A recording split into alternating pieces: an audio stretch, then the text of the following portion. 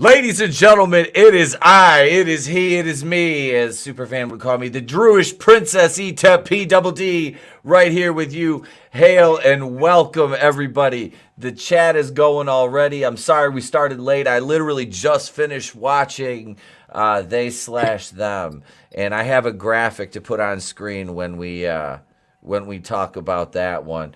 Let's see who's in the chat. We got channel member, Superfan Adam Shawhan. Carl's in the chat. Hail, Carl. Frank in the Shawhan Wiener Dog Clan. Arr, arr. What's going on? Clone Geek, which film was better? Oh, we'll talk about all that, my friend. We'll talk about. I'm looking a little bit lighter in the beard. I shaved the goatee off tonight, so that's gone. Let's see who else we got. Angelus Draven, what's up, brother? Wish you could be here, man. I know you're working tonight, bro. Wish you could be here, man. My head is extra shiny and fucked tonight. Hang on. Put the fuck. I knocked Kyle over. There we go. That'll take away a little bit of the glare off my 5 head. Good stuff, Comic Skater. Dude, I gotta stop real quick and give it up. My man, my editor, Good Stuff Comic Skater. I put him on payroll this week, as it were, so to speak, and done some excellent work with the videos, the single release videos I put out this week. So big shout out to Good Stuff Comic Skater, man. Thank you for the work. I appreciate it, brother. You're doing a bomb-ass job with the videos. They look phenomenal. Thank you. Godzillionaire. What's up, bro? Hail, Godzillionaire. Welcome to my madhouse. Ha ha ha ha ha. Wait, do I have a? Hang on. I might have one for that. Let me see. Are these even alphabetized? I'm like, do I have my? Yeah, here's the welcome to my madhouse. You're a damn predator. All right, just get the hell out of here. I got a goddamn. Yeah, there we go. Let's see. Small Time Republic. Hail. Now let me introduce to you our first panelist this evening. Ladies and gentlemen, he was just kvetching off air about how he sat through these shit movies and I'm not supposed to ever do this to him again. Ladies and gentlemen, my brother, Superfan Adam Shawhan in the house. That's right, it's me. I was going to mess with you maybe a little bit, maybe do a little bit of ToneDef, but no, I can't. ToneDef, Clown World Review. Love you, brother. Sorry, Gravy, you can't make it. But that's right, the Superfan, the NWO Super Heavyweight Champion, the Superfan is here with you, and fuck you for making me watch this shit. But I loved it. I can't wait to get into it. Thank you for answering a few questions I had pre-show, just because, with a bunch of dogs barking, bro, you don't always catch everything. Yep. I understand, man. I understand. Much appreciated, but, yeah. At least we get to suffer together and discuss it, so this is awesome. Absolutely. I'm hitting my pen on it. I don't even give a fuck. It's Saturday night. We don't care. We don't give a fuck. The new Wakuian order. That's right, Godzillionaire. That's right. The shirts are coming. What up, J-Man? J-Man, you watch this movie, bro. If you want a link, let me know. I will toss you a fucking link on Twitter right now. Or Facebook, whichever one, bro. I know we're friends on both. But let me introduce you our third panelist right now. Like I said, last time we tried to bring him on. It didn't work out. I invited him back on tonight. This guy goes, like I said, all the way back to Anchor, to the podcast. Ladies and gentlemen, give it up. My boy, Tap Skywalker. Hello. Where the fuck was Chris Hansen when the Predator hit Earth? That's what I wanted to know. That freaking alien was targeting that little girl. In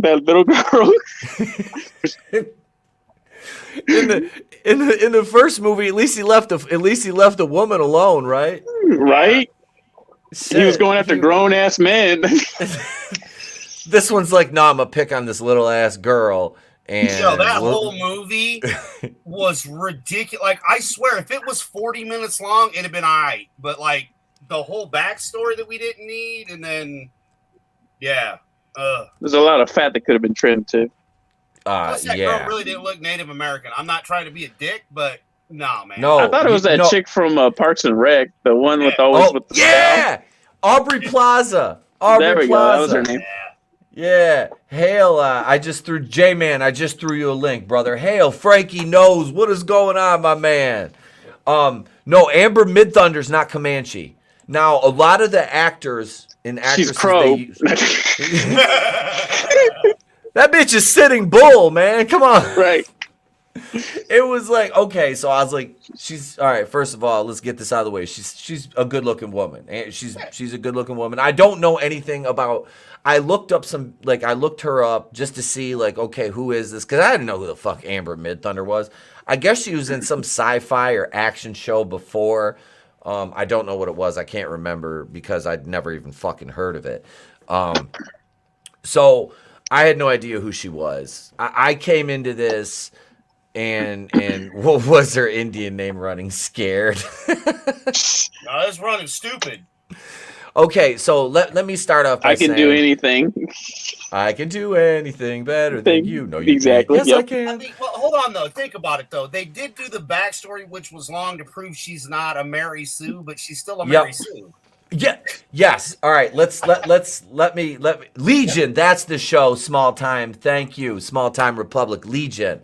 That's the show she was. I've never seen it. I've heard of it. I was aware of its existence, but I don't know. Legion, I only saw the movie. If they wanted a credible prey movie, they should have went with the Apache. See.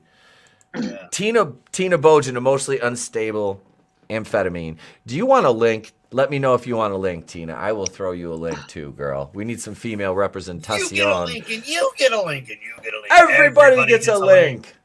But seriously, so the cinematography in the movie was good. It was good.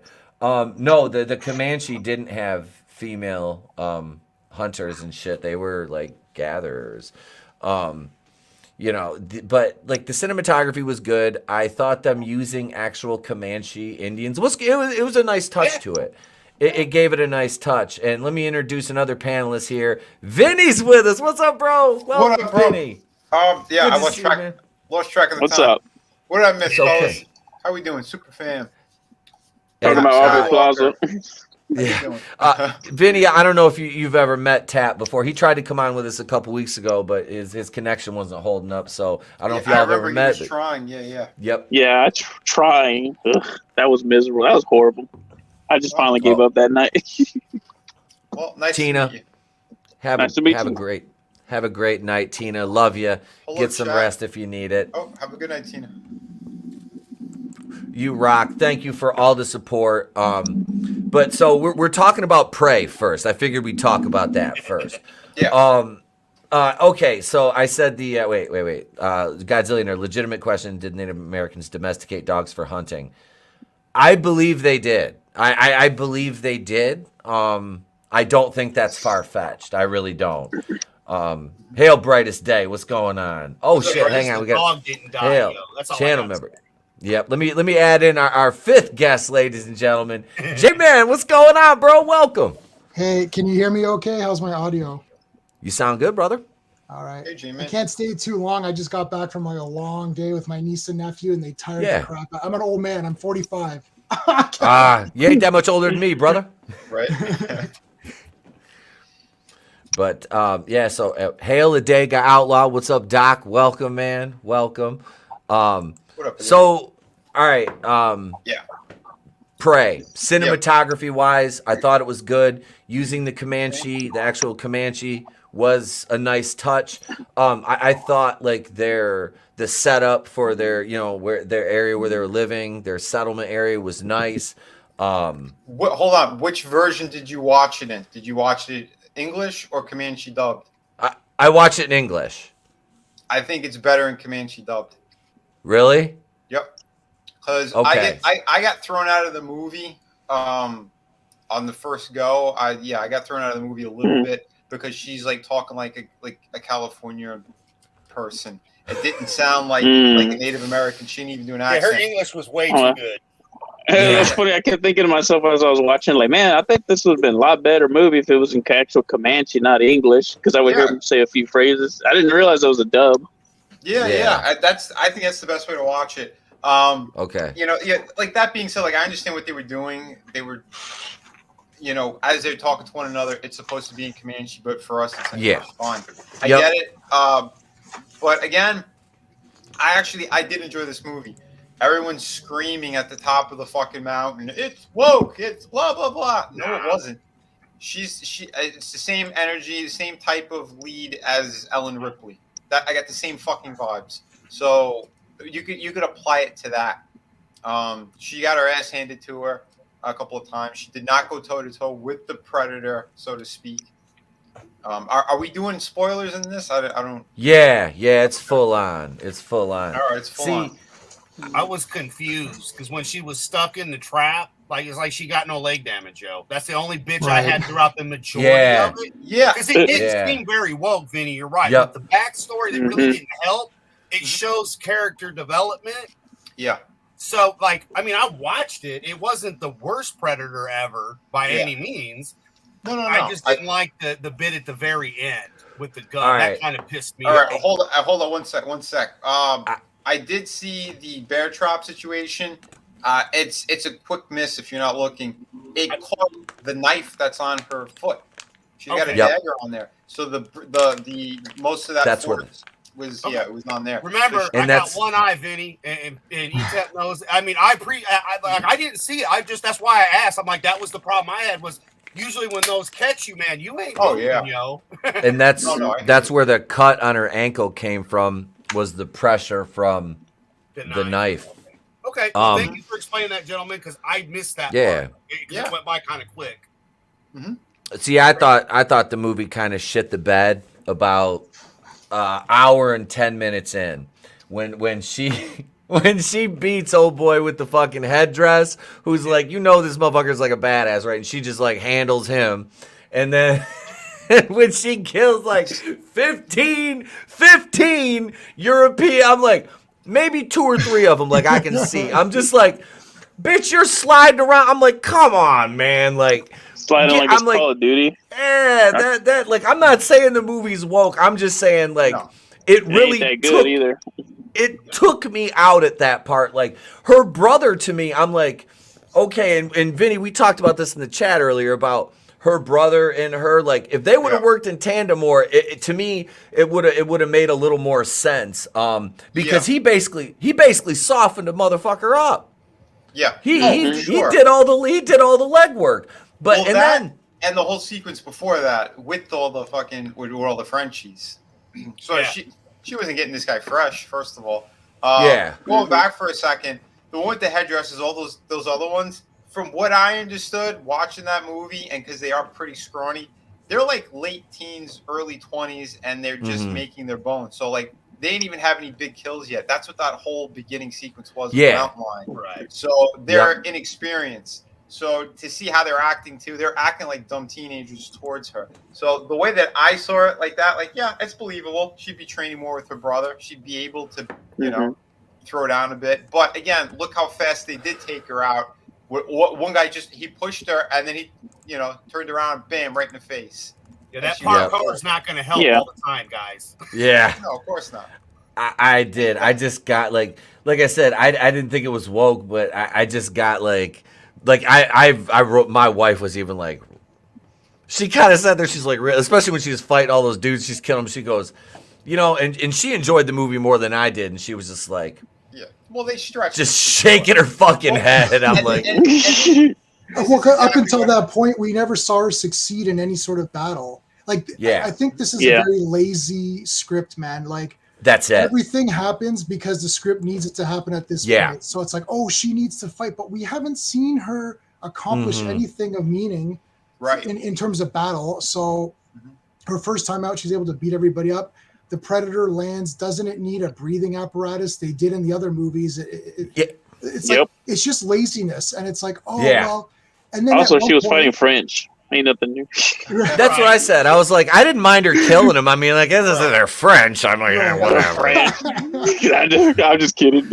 I was like, nothing of value was lost that day. No. Exactly. Like her falling off the tree was funny, and then the explanation by the brother that it was because of her that he got the kill. Okay, that was kind of cool because it was later and before his death scene and shit. Like, I like that part. Like, that was like, okay, that's good character building. Now he's dead.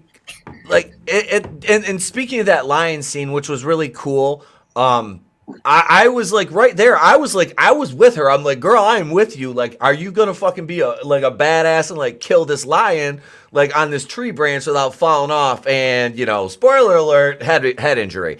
But no, I was pulling for her. I was hoping she was gonna like pull off some shit like. Before it got to the end, like she was gonna stab it or someone was coming at her, and like she'd come down on top of it and stab it like that. I'm like, I could see it like falling and that happening if she's in the process of, but I was kind of hoping for something like that. But yeah, I'm like, all right, so we got a little more realistic outcome. She fell and hit her fucking head. All right, But no, I like that her technique did work because her brother said, hey, she's a great tracker. But it's tell, don't show. Right, that's the problem. Yeah. And then halfway through they realize that the script can't sustain a 100-minute film. So like, let's have these Frenchmen show up, and just for no reason other than to have them there, it doesn't really help much. Her learning how to use the predators, or I don't even understand how she got the predator to come to the end, and that was all set up. Like, how did she even do that? Like, it's just so lazy. I was so pissed when she at the end when she was using his targeting system. I'm like, so tell me. I was like, tell me how this fucking girl, who the most sophisticated thing she has is a fucking tomahawk attached to a rope she made. The leash. If she's a leash, your toys on a leash. Are you gonna use you're gonna figure out this targeting system? Well, guys, you didn't see. It was clear as fucking day when he came into the camp. Remember when he steps on the dude and then he screams in pain and he kills him? Yeah.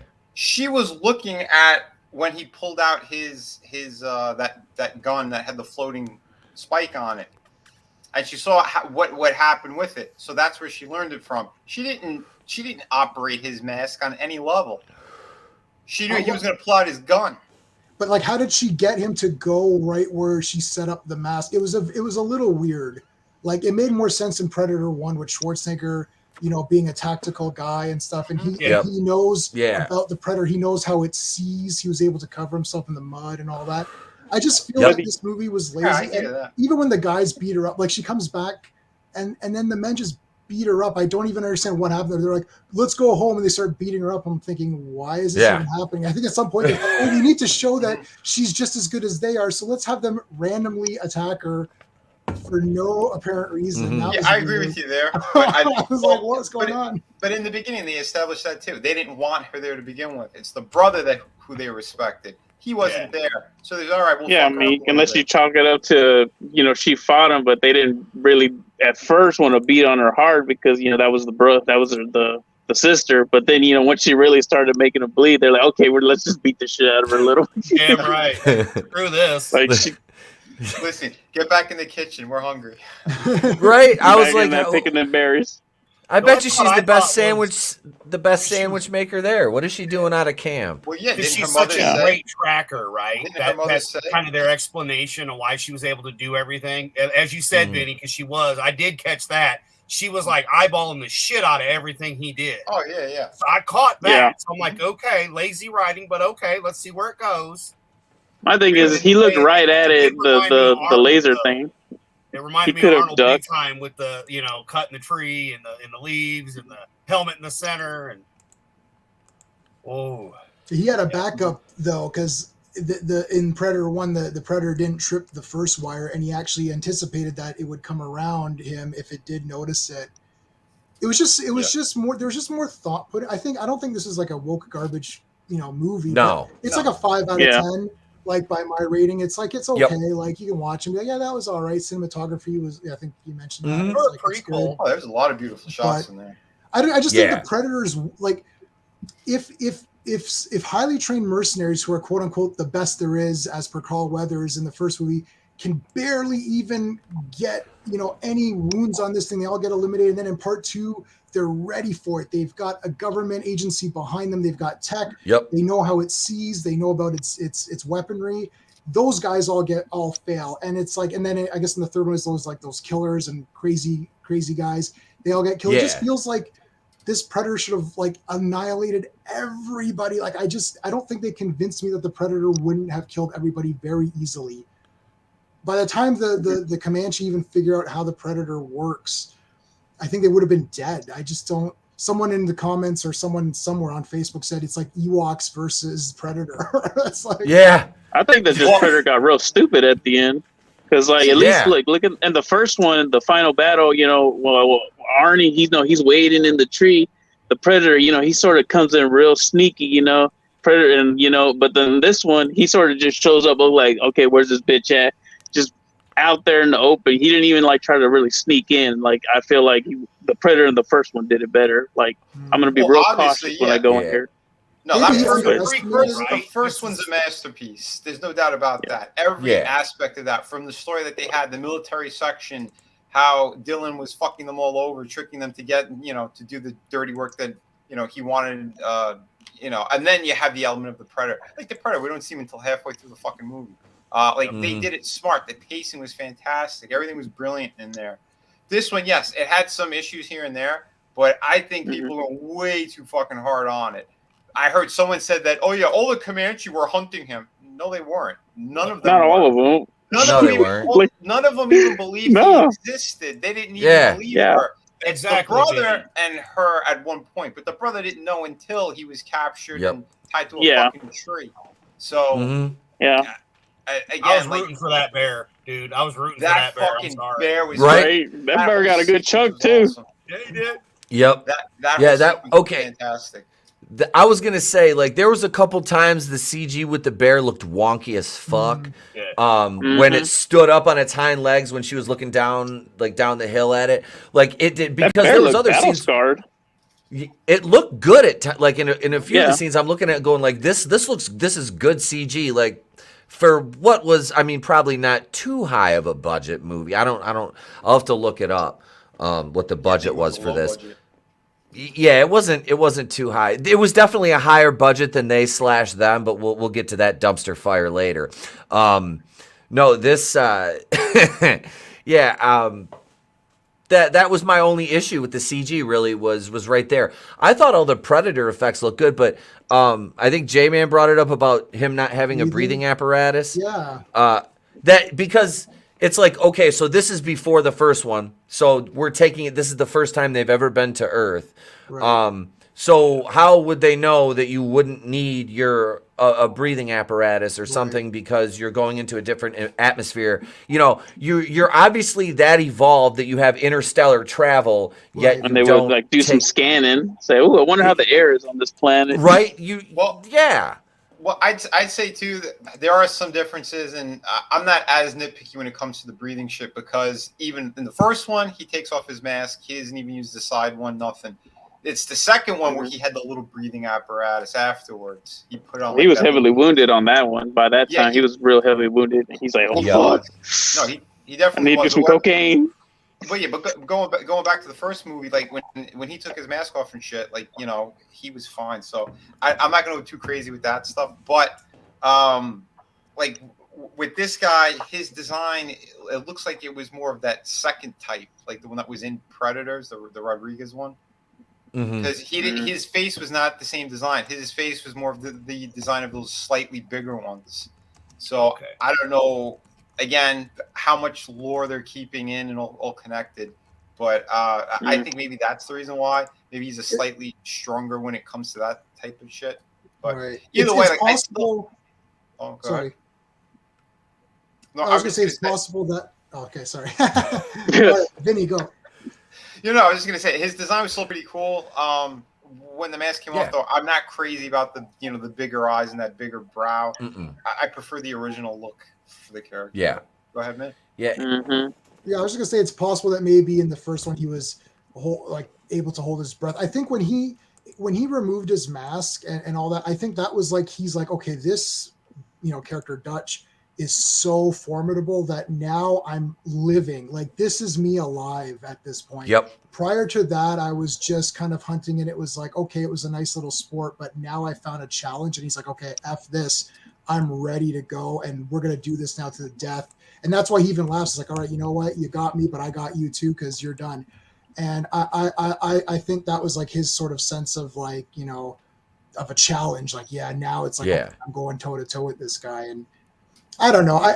Maybe they didn't have to. I just feel that like there's just too many lazy. They just thought, let's make a Predator movie. It'll be kind of cool. We'll have this, Comanche thing, and that's kind of a neat idea. And then that's kind of where it ended.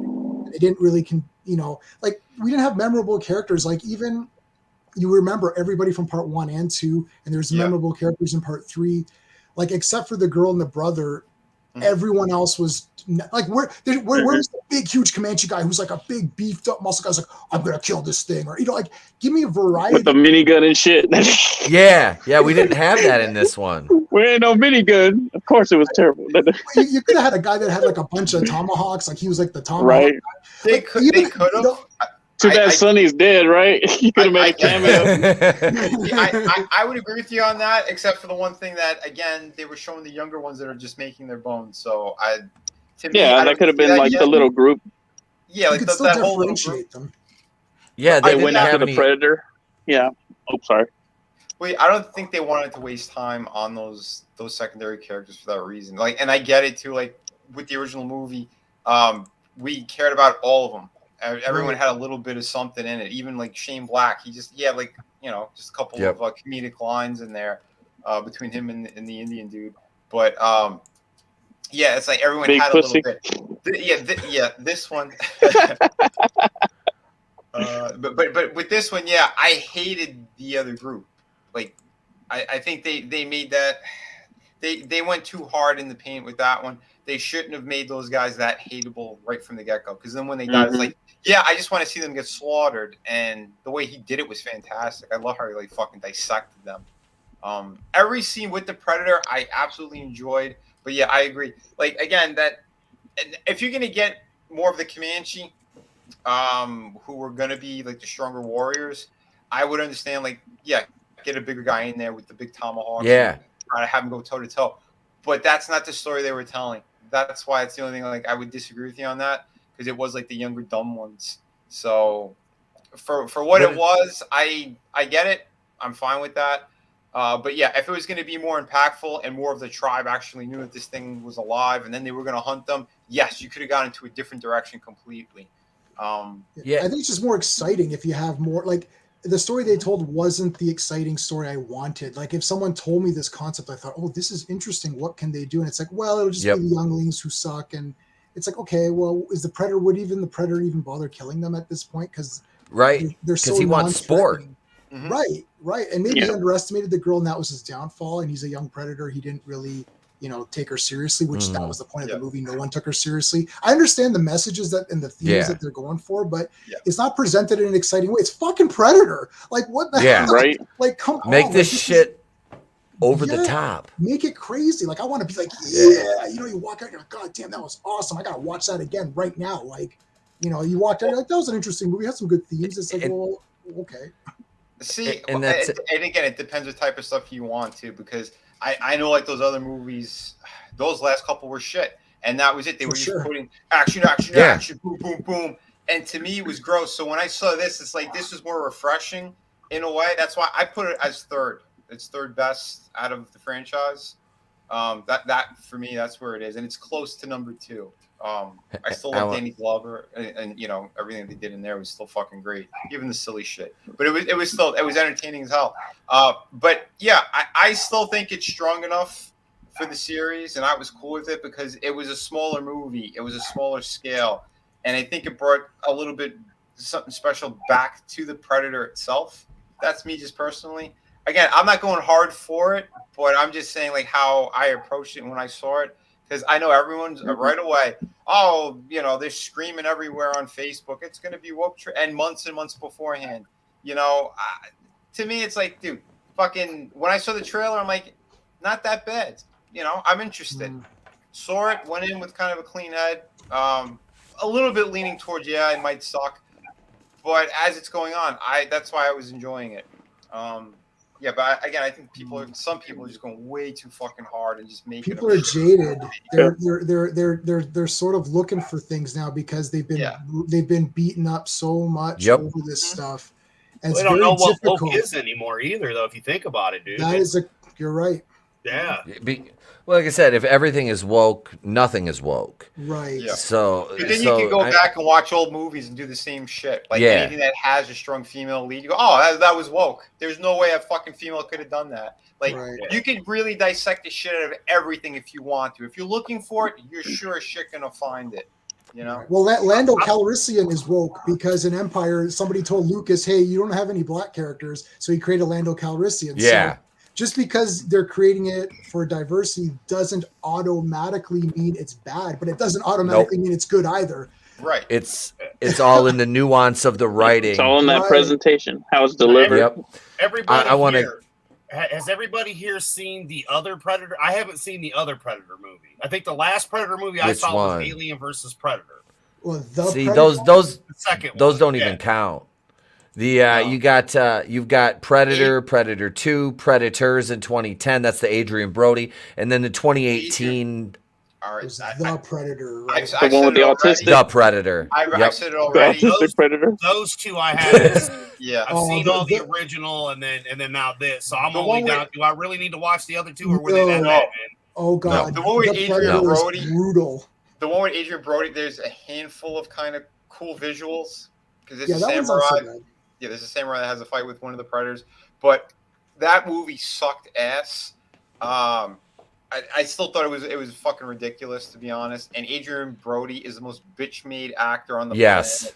I would watch this chick a million times over than seeing Brody in a role like that. He was like a when he had at least she's attractive, you know. I want to acknowledge the chat real quick. Hail, Clown World Review. What's up, Tony? Love you, brother. Miss you, man. He said, did Bryan Singer play the Predator? Yes, Bryan Singer did play the Predator. He would have just been molesting the Comanche boys. They had they had Harvey Weinstein fill in for a minute. Oh, he molested him, all right. In one scene.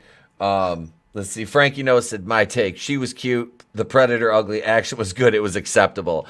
Yeah, like I said, this isn't the worst movie I've ever seen, but to me it has no rewatchability. None. That's what I look for now. It's like, is this something I can rewatch? And inevitably, half the time it's no.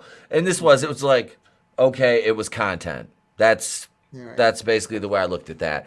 Yeah, it's about on a 10 scale, I mean 5.5. You know, it wasn't, like I said, not the best, not the worst, but it was there. It's a movie. I don't think it's woke. I don't think it's woke. I think the way they led up to it again, it made you think it was going to be or could have possibly been, but it wasn't. But yeah, Jay, man, like to your credit, you said lazy writing, and to me that's spot on. It was a lot of it was lazy writing. If they had the original guys come in and punch up the script more, someone who really fucking cared about these characters and the world, yes, we could have got a really strong movie because the pieces were there. It's a cool concept, and to your guys' point from earlier, you didn't have any of the older Comanche warriors, the main, you didn't see any of them. You saw like a few of, like I said, the young cats just out getting slaughtered. I mean, they put up a decent fight a few times, but the brother did. He was, like I said, he was the one that did all the legwork. Yeah, I like the brother in there. Yeah, I did too. I liked his character. Too. I did. I was like, man, he's very, strong. He's sure of himself. He's skilled, and he really didn't ever come across as unlikable, and even, like I said, even my wife, who's, as far as like the woke shit, she's a normie, and she's starting to know, she notices it now on shows, and she's like, what the, but she didn't say, she just kind of rolled her eyes a few times. She goes, her character's fucking whiny. And I hadn't even say, she was like, a thread. I'm not a thread. She was like, well, see, that's why in Comanche it's fucking better because you're not hearing like that dumb California, I want to be a strong girl thing. When you hear it in the other language, it's like, oh yeah, all right, I can get with this because it pulls you in more. That's why, like, my score is higher than that. Mine's closer to 7.5. That's where mine is on that aspect because, again, it makes a big difference if they're talking like Americans versus the Comanche. And again, well, technically they are Americans. Well, obviously, but They're talking like Americans. They are. well, like she's got Southern California. Sorry. Yeah, the Southern California deal. No. That throws He's me out out of line, but he's right. They're Native Americans. They're naive American. I mean, Native American. Tony said, "Did we get any Danny Glover Easter eggs?" Yes. Yes. They should have had a Bill Duke Easter egg where he was a slave by the Frenchies, and he was, or some shit like that. But it didn't happen. But that pistol thing got me. Do it. That's good. I like that. That was good. Yeah, that was good. The pistol was cool. I was like, oh, look, there it goes, because you knew that was gonna come up somewhere. Right. Okay, but here's Knew. the thing. But she's got the comics pistol. did it better. How does the alien get it to give it to Danny Glover then in the future? Yeah, Like you gonna kick hundreds her of years ass. from now. They come down and Pray slaughter too. the people. Right. Thank Yeah. you. That's They and slaughter the Vinny, people. I get what you're and they saying take with it the back. California. I think the problem was she just didn't have the right look as an Indian. Like being sight impaired, I enjoyed not having to read subtitles and hear Taco Bell chalupa. Yeah. Not understand anything. Mhm. That part I like. So her dialect didn't bother me. She just didn't look right with all the rest of the younger kids and stuff. They really should have went more Native American. She's a member of the Sioux tribe, and that's a lot of the complaint I heard from actual, like I saw some like Native Americans talking about it. They're like, well, if they want representation, why didn't they have a Comanche actress? And it's like, I don't know many Comanche. I mean, I'm sure. Listen, I know. Look. All they had to do was go to Ezra Miller. He knows where to find him. Oh, this guy. I think Hey, he's too busy leading cult right now in Iceland. Right. Representation. He's got Heaven's Gate Part 2 coming up. Yeah. Wait, the cave drawing credits. Was that? Oh god, I did not like that. I'll be honest with you. I don't know why. I I have to rewatch that. It was way too. Yeah, I don't even remember that. Yeah. They should have that just an played some Long Tall Sally at the end. That's what they should have played, just like the other Predators. That'd be great. No, at the end, they show, like, I guess the whole movie, like in those kind of caveman drawings, and at the very end, you see 3 ships come down on the tribe. So I'm assuming they're going to come down, slaughter them all, and then take the gun back. Pistol. That's the one who gets the gun is Grayback. That's his name, Grayback. Okay. Yeah. It's Mark Henry. But the pistol thing was better in the comics because it was a predator and a pirate like fighting side by side, and he gives it to him, and his last day it was a gift. The pistol was a gift, not a trophy. It was a gift. But whatever. Yeah, I didn't know they did that in the comics. Yeah, the Dark. Yeah, Horse, it was like a one-shot story, which was really fucking cool. You could even look it up on YouTube. Someone has the whole thing. But the artwork was nice. The story was pretty good. The way that it flowed, I enjoyed it. Kind of what they did. But yeah, and there was you could see the respect. Like they nailed that aspect of it. Because even when the captain dies or whatever, he grabbed the cross that he had. He had a necklace that has Christ on it. He's looking at it, and then he's looking at the necklace that he has on. We're not so different, But he throws that back down, and he keeps the gun. But he buries him too. He leaves him in his fucking grave, and he takes off.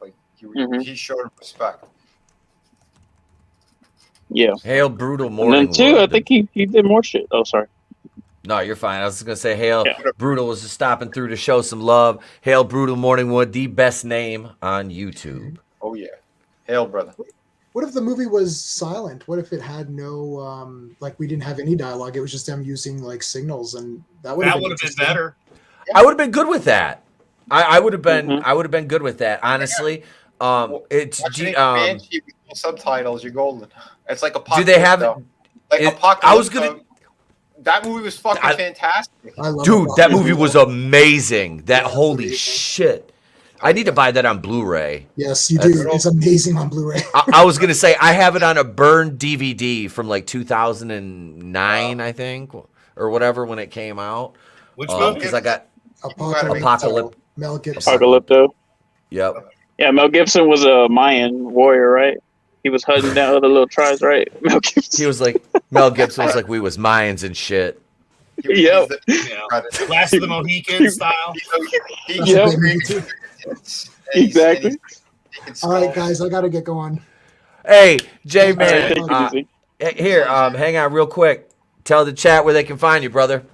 Well, I'm Jman77 is my channel name. I do streams whenever. I usually don't do streams when you're doing streams, so that's good. It doesn't. We don't cross the streams, as they said in Ghostbusters. But that's it. I talk comics, movies, a little bit of wrestling as well. So that's it. Dude, you'll have to come on. Do you stream on Tuesday nights? I do Tuesday nights. Yes. My problem is that I can't stay long past 10 because my wife and I have day jobs, and my little room is right next to where we sleep. So I got you. I know that. I know you guys start late, so I usually try to catch the first little bit, and then I usually log off around this time. So that's the only problem. But yeah, I do Tuesday nights. At my time, it's like 8 p.m. Eastern. Oh, okay. So you stream the same time we do. I was going to invite you on Tony's Monday Night War retrospective if you weren't already, streaming somewhere. But okay. Yeah. Well, dude, we'll figure out something at some point. Yeah, absolutely, man. Thank you for coming on. It was good. It was good streaming with you again. I'll have to have you back on soon, brother. Thanks so much. Hopefully you come hang out for one of the watch parties, bro. Yeah, that'd be awesome. Hey, man. Good Yeah. meeting you. All right. Thank you so much, Good guys. night, bro. Have a good one. Yep. See you. Later. Bye. See ya. Later. Yeah, go subscribe to J Man. He's a good dude. Has a lot of knowledge of the comics and a lot of franchise. Like I said, he's into wrestling too. So I met him on, I think it was Echo Base. I think it was me, him, and I don't know if y'all who knew. It's 19K Fox is his channel name. He's got a decent sized channel. But yeah, we were all on Echo Base one night. So that's where I met Jay. So if I'm not mistaken, I don't think it was a FC stream, but so you guys, any more thoughts on Prey before we jump over into the I did the a review funsies? on it, I think this movie was way better before the one we get to. From what I've heard you guys explain from the other two that I haven't seen, this Prey movie was better than the other two Predator movies, Predator and whatever the hell the other one was. And yeah, even for what little nitpicks we're given, overall it was still I'd say it was a good 5.5, 6. I wouldn't go any higher than that though. Fair enough. What about you, Tap? I'm gonna go with. I mean, it wasn't terrible. Like you said, it wasn't woke. I mean, obviously there was a little bit in there. I'll be honest, a little tiny little sprinkles, but not the shit people are complaining about. But I would not watch it again. I mean, right after I finished it, I actually did start watching the first Predator. Just because I was like, I'm gonna watch the first one. I did too. But mainly, I just don't like the pistol. I didn't like the pistol. I honestly just wish the pistol wasn't in there. That's just my nitpick right there. But that's all I got to say. So. Yeah, it didn't have to be in there at all. I agree with you there. But, see, I wasn't aware of like how because I knew there was a comic, but I don't know anything about it. Oh, the comic it's not lore. They've already. Okay. Yeah. But it would have been nice if they made it official. It was nice. Oh, yeah. You know what? Why don't they fucking make that movie? Everyone loves that character. They love that. They love that Predator anyway in the end of the movie. Yeah, why don't we follow him? Why don't we show his journey? That should have been the first one. Follow the journey of the gun. Fuck it. Just make it simple. Follow the journey of the gun. Yeah. How does Danny Glover get it in the second movie from Prey? Mm-hmm. Yeah. Well, again, so we got 300 years. They're going to be back and forth anyway. But yeah. Oh yeah. Those are easy fixes. I don't think it's such a fucking big deal. But I think if you were gonna go like off that storyline, you know what it is? Hollywood doesn't want to pay people who are creative, so that means they would have to give some kind of royalties over to the writer and the artist who worked on that comic. And Hollywood is notorious for not doing that because they're pieces of shit. Hollywood hired this man right here. He's cheap. He's cheap as shit. He'll sell out. Yeah. Promise. Me? Yeah, I was pointing at you the whole time. I will sell out every principle I have for the right amount of money. I have no morals. I have no code of ethics. I'll kill anyone, anytime. I mean, That's a Rick and Morty bit. I mean, little Crombopulous Michael. It's either Crombopulous Michael or Hillary Clinton. But no, you slut. Winkler.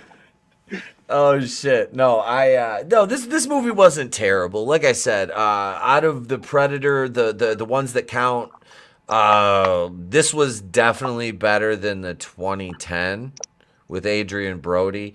And the Autistic Predator movie, I just. Oh yeah, I'll give you that. It's better than Autistic Predator. Yeah. You know what? Yeah. Like the Autistic one, they had potential in the opening. When you had the guy with the blonde hair, I forgot his fucking name, that actor. Is it Thomas Jane? Captain Flag? No. Wasn't he? The one from Wolverine. Rick Flag or whatever from the Suicide Squad. No, from Logan. The guy with the metal arm. He was on Logan? Oh shit. Yeah. The guy, yeah. I thought he. Oh, okay, my bad.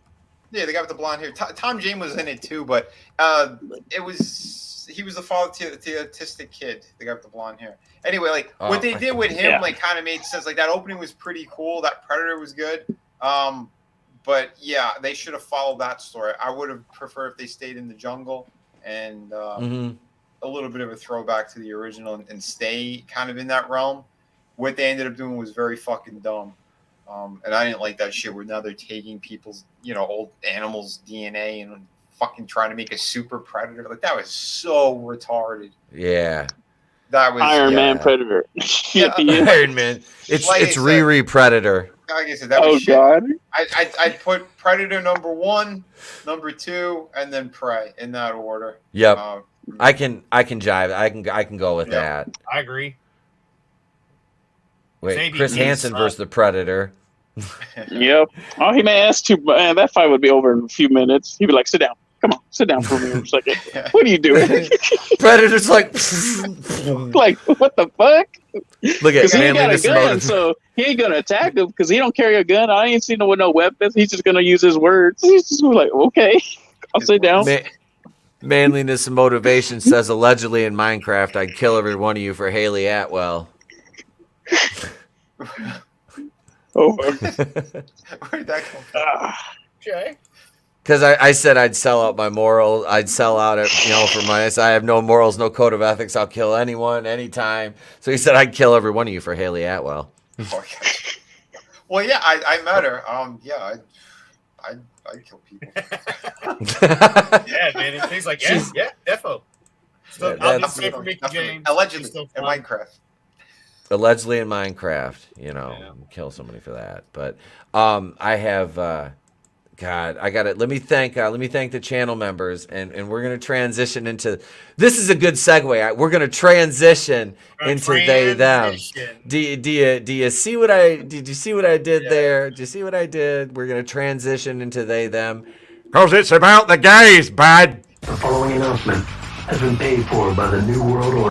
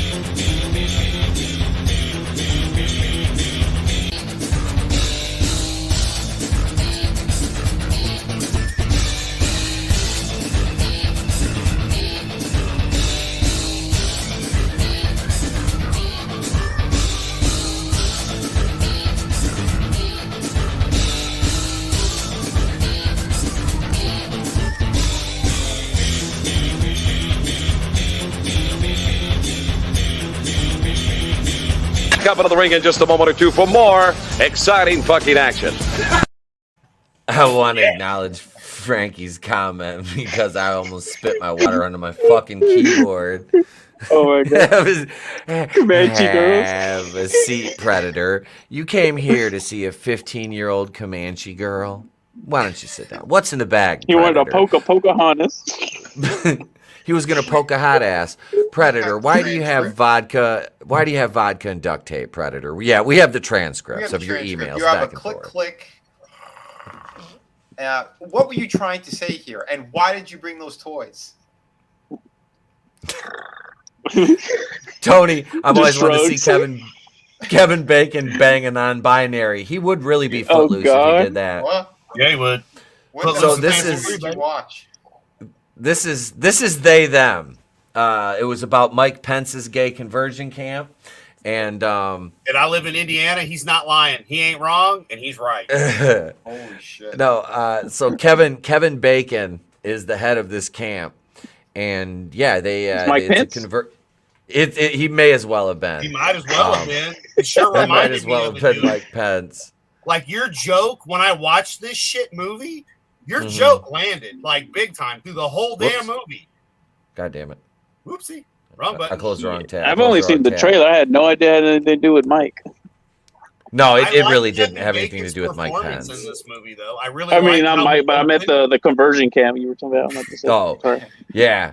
I was gonna say I made that joke and somebody was like, "Really? Is it about Mike Pence?" Because I was like, "Yeah, I know he's into that sort of thing."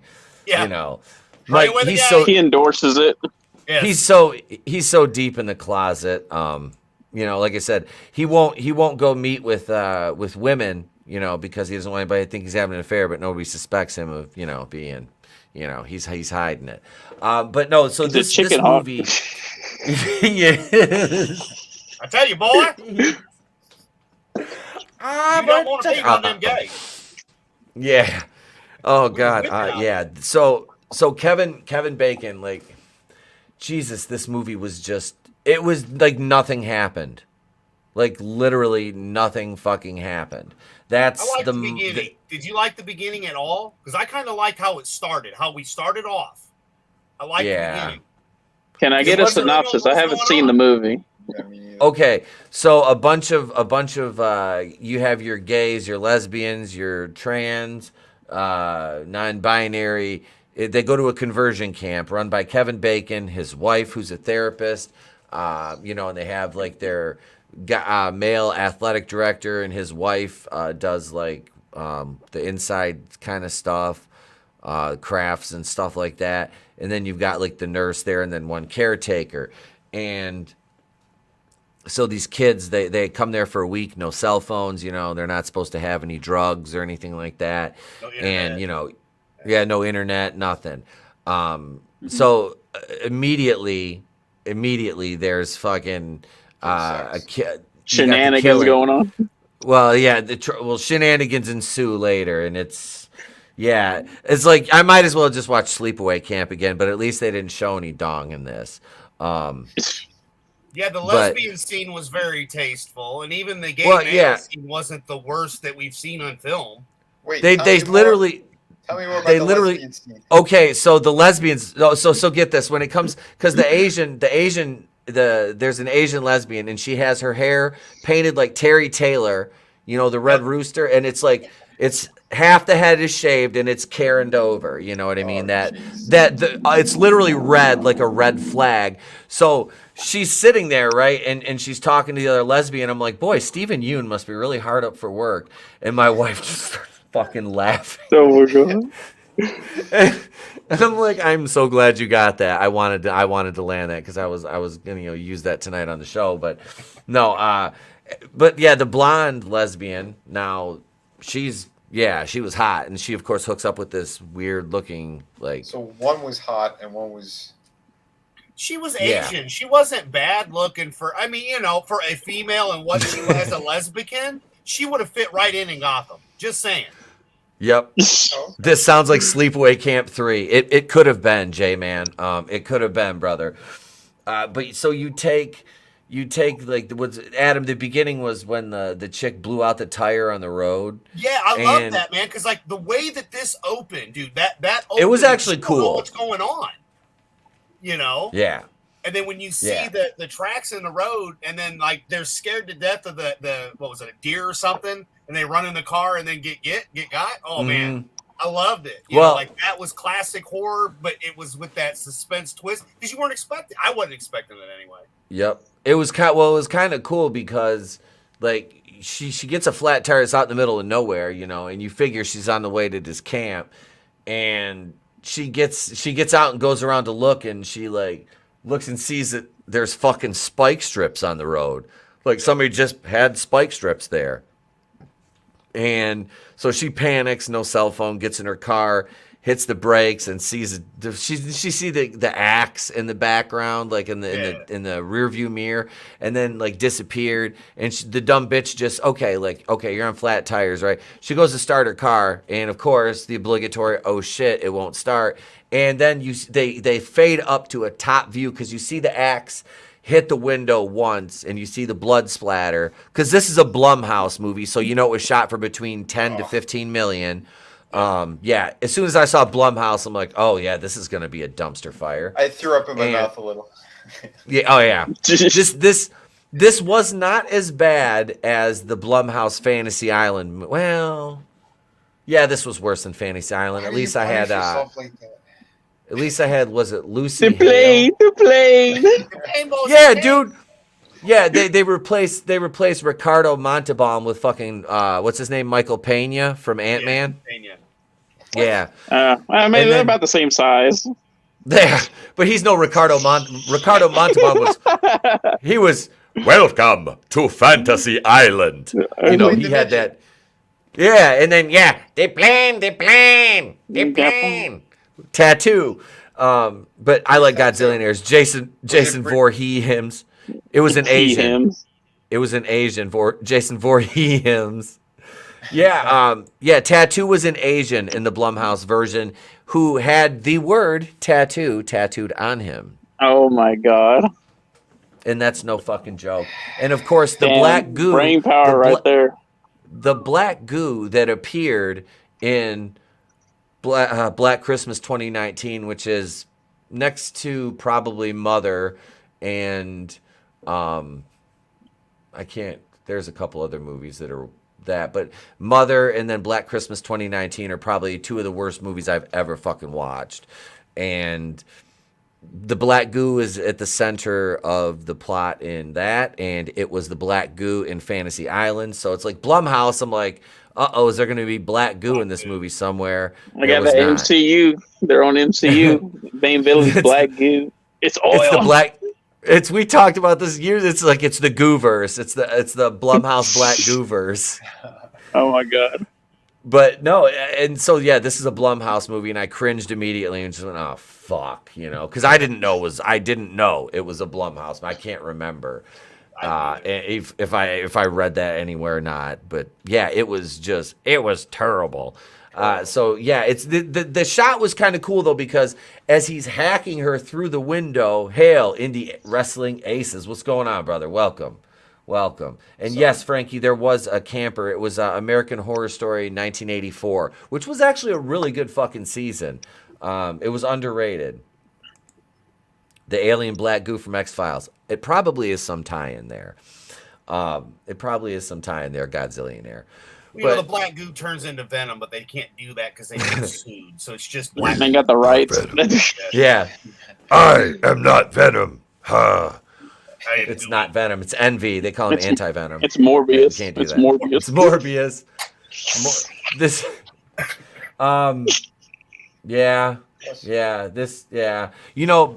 That's funny because if they hadn't canceled Batgirl, that would have been DC's Morbius. Garen fucking Teed. God. They canceled that. Did they cancel? They canceled Supergirl though. I heard they canceled that too. I thought. I completely forgot about Supergirl. Right?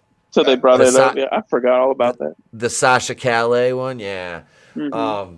Did you catch some of that interesting news? Was that they had to cancel it because they weren't going to be able to insure it if it failed? I thought that was funny. Yeah. A couple of the stuff right. Around. Yep. Yeah. Oh, we're going to actually lose money? Fuck no! Cancel that shit. Yep.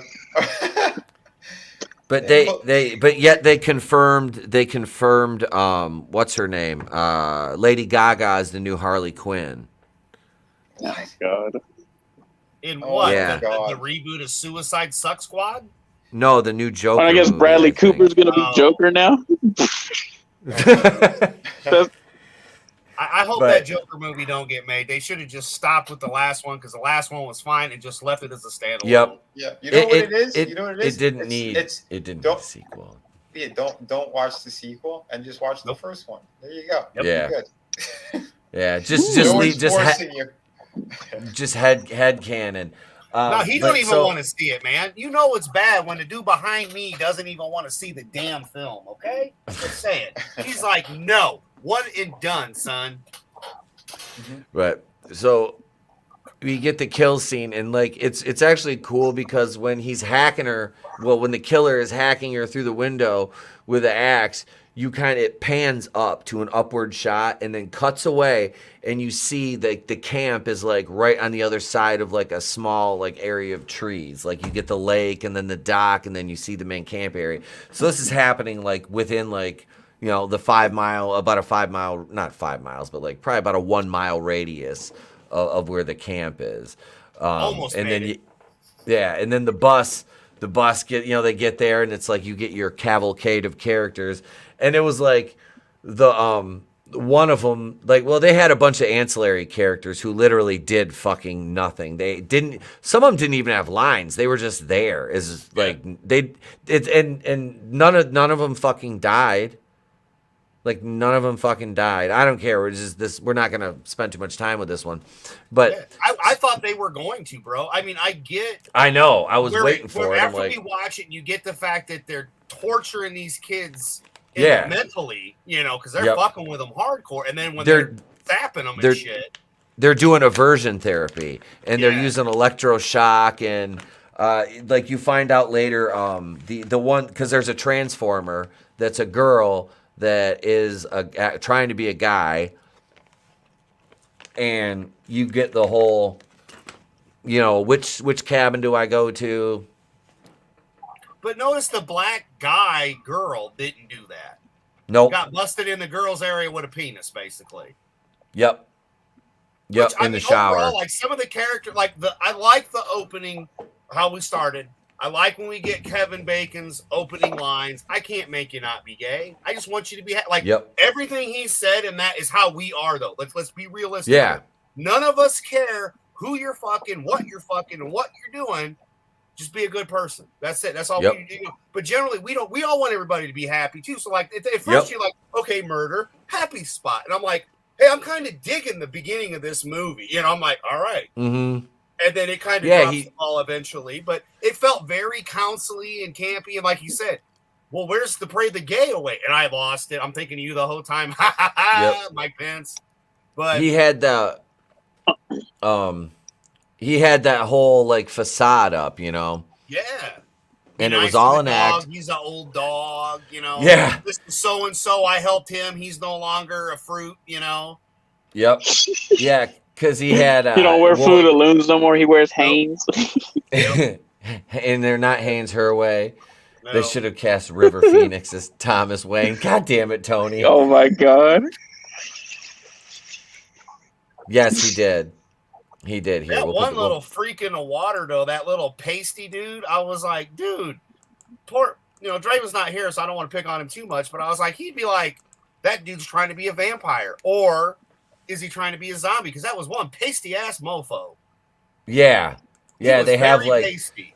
So Kevin Bacon and his wife, like, okay, so the trans kid, when he goes in, he uses the pronouns they them. That's because he's they them, this thing, whatever the fuck it is the main character of the movie. Jordan's its name, so Jordan, we'll just refer to it as fucking Jordan for the sake of YouTube. Hey Keely Chow, what's going on? So Jordan goes in for his therapy session with Mrs. Whistler, or Mrs. Pence, we'll call her, for the sake of YouTube, and Jordan's sitting down, and you see the kid Gabriel comes crying out of the room, which is funny because Gabriel he's like their little pet. He's a bitch, dude. That dude's a bitch. Oh, absolutely. Absolutely. So it's funny because he comes out crying, and Jordan goes in all concerned, and sits down, and she starts talking. Jordan, fuck, I keep calling her she because she's actually a woman who's trying to be a man, so it's like natural to refer to her as she. But Jordan's talking to Mrs. Pence, and Mrs. Pence just starts going off because they were looking through all the campers' personal shit when they left him out in the woods one night, and they like handcuffed him together like to another camper for like a trust exercise, and they had to go out in the woods and like sleep. And so they were going through all their shit, and she found Jordan's Bible, which she'd made notes in and had drawings about shit because she comes from like a military family, like 3 older brothers in the Navy, and only girl. I think dad was in the military. Obviously. So yeah, she uses that line, bro. I hate to cut you up with that line. Go ahead. Go ahead. If I was born when you in your era, I would have just became a boy too. Yep. Damn, that was harsh. I'm sorry, dude. Like that counseling set, but I've been in counseling. Counseling sucks. Now it was never anything like that. But when you got divorced in Indiana, like I did, you had to go through marriage counseling. Okay, and it wasn't anything like that. But counseling sucks. Just saying, the shit I had to deal with sucked, and it had that feeling where they're just like the military, breaking you down and building you back up. Except for that's basically the premise of this movie. Those people are there to break them down, build them back up, so they're no longer gay. Yeah. Okay, fine. But when they took him to the woods and they cuffed him and nobody died and they saw the thing and they're yelling at it, hey, who are you? Really? Come on. Because that was just to make you know that it wasn't any of the kids killing the people, in my opinion. That was the only part that was worth. Well, that and the fact that it really posed no, hey, what do you know, ad suitability already. How about you kiss my ass? We're requesting a review of that because I've done nothing wrong, YouTube. I've literally done nothing wrong. Literally nothing. But that's okay. Alex Jones, yeah. Yep. Yeah, just for a split second, WWE has the most ridiculous copyright rules. My WCW Fall Brawl video is no longer available for anybody to watch because of a 6-second clip, which I've copyright claimed. I filed a dispute on it. They said it was 10 seconds. I'm like, it's 6 seconds. And I just laid it on the table to him. I said, this is ridiculous.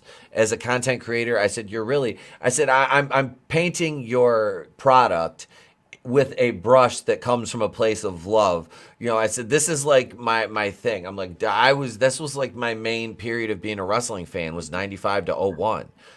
That was my favorite time. I'm like, what? I'm like, I'm not using all of your content. What I've done is I use clips. I said, I can't do my commentary properly without showing some of the footage. And I said, this is ridiculous. I said, you spend so many man hours making a video, watching the product, taking notes. It's ridiculous. So no, once the WWF got to bitch about, or WWE anyway, you're promoting their shitty product. I said, and that's I said, I'm promoting something that it's almost 30 years old. Yeah. So sorry, didn't mean to go off on a rant, but I could show you my email inbox. The last 6 emails are all copyright claims. Every fucking day. God. Every fucking day. Every day, at least 4. Just because I love you, Pete, I did this. When I did my Friday stream, I played the Heinz Wiener Dog commercial where they're dressed up like hot dogs and they're running. Oh, God, I love that commercial. And I played the music. I've not got one fucking nothing. Nada. Zero. Zilch. Mind you, I have under 100 subs. But you knew this would happen once you got monetized, bro. It's ridiculous. You kind of did. Yeah. And I'm sorry you're dealing with it because it's Oh, yeah. But YouTube, get your head out of your asses. This man is doing the work and bringing people together from many different areas that normally would never meet each other if it weren't for this man right here. And the rest of us creators and I'll say this again, it doesn't matter if you're just shooting a video or doing what ETEP does. You're still a content creator. I can't do what he does, but I can gab with the best of them and I can get people together and shoot the shit and have fun. That's what I do as a YouTube creator. YouTube, they're assholes like that. It's all about the big channels. That's all they give a shit about. So yeah, they're gonna try to flag as much as they could and just clean out people. Oh, and also my Mile High Comics grooms children with the all ages drag show video. They marked that and limit it to you have to be 18 and signed into an account to watch it. Apparently you can be all ages to go to a drag show, but you can't watch somebody cover an article about it. So what the actual fuck is that? Damn. Yeah. Like That's age bullshit. Restricted. That's not And it's been confirmed by a manual review. It's not suitable for most advertisers. It remains fully playable and eligible to earn subscription revenue from YouTube Premium. This video is age restricted. Viewers must be signed in to be 18 years old to watch it. That makes no sense. And then my She-Hulk video and my Flash video, limited ad suitability. And they're undergoing review right now. I just got what was it? Let's see, 1, 2, 3, 4, 5, 6, 7, 8, 9, 10. I got 10 overturned in the last 3 days though. So 10 out of how many? make out of the last like 20. Wow. So I'm at half. 50. That's I'm not at 50. bad. I'm I mean, I know at you're still 50% late. about. Yeah, it's fucking, it's ridiculous, man. It really is. It's as ridiculous as this movie where the big fucking twist is that the Gabriel fucking weirdo, the little goth looking kid, works for Kevin Bacon and his wife. You know, they gather intel basically. They've been his family has owned this camp for like decades at this point. Yeah, because he said his grandfather, they would have bottomized him. Yep. Yeah, he tells the one gay guy right before they give him back in his grandpa's days, and I'm like, wait a minute, so that's like 3 generations we're looking at. They've ran this camp. Yep. Scary. And there are real people out there that are that way. Like I've got gay friends, and we know lesbians, and we know people that are different, and I never had hate for them for that at all. I'm like, I don't understand. Never did. But Mike Pence is crazy. So just saying. But yeah, it is like Jordan finds all the pictures, sneaks into Mike Pence's office and finds all the pictures in there from like all the past campers they've tortured, and they always pick one and they have like a bait dog for it, kind of like Michael Vick, but it's like it's a gay guy instead of a pit bull. But didn't you feel a little? And I'm gonna be honest here, like. And I wonder why I get hit for limited ad suitability. But think about it. At the very beginning, he's telling them, "Be yourself," right? Okay, be yourself. Then be yourself.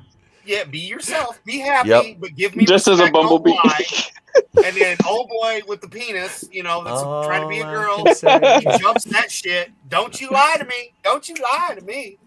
It's like, good Lord. But it starts off strong, dude. Like, it seems like it's going to be kind of positive, minus the murder for the gay. But I felt really bad during that counseling session. I know it's a movie, but I'm not gay, so I don't know.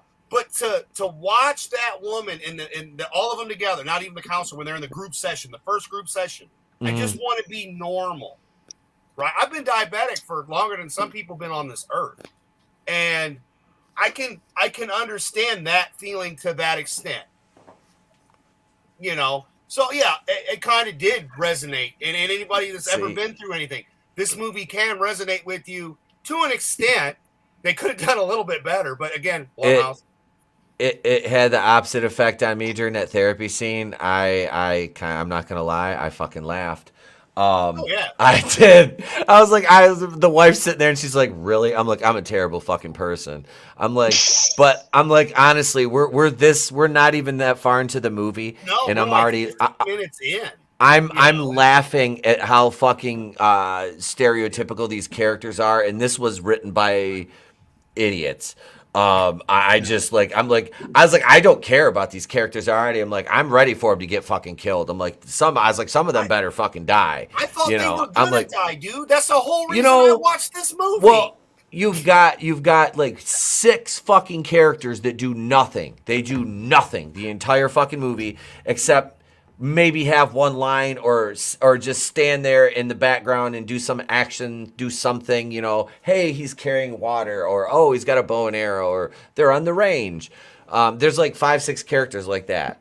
Nothing. They don't, and they like make a point in the beginning to like show them as they're getting off the bus, but then they don't do anything the rest of the movie. So it's like the characters are horribly written. I'm not laughing because of their circumstances. I'm laughing because the writing is so fucking like it was cringe. It was cringe as fuck. Like there was so much in this.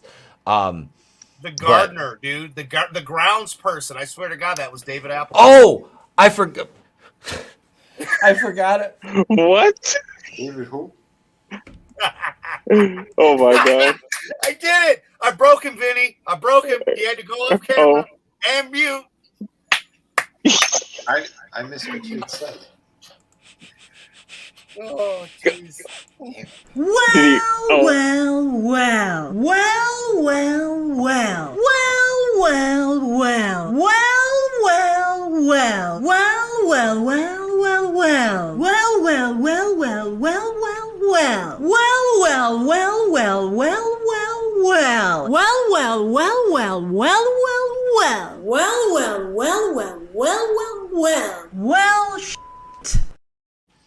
Yeah.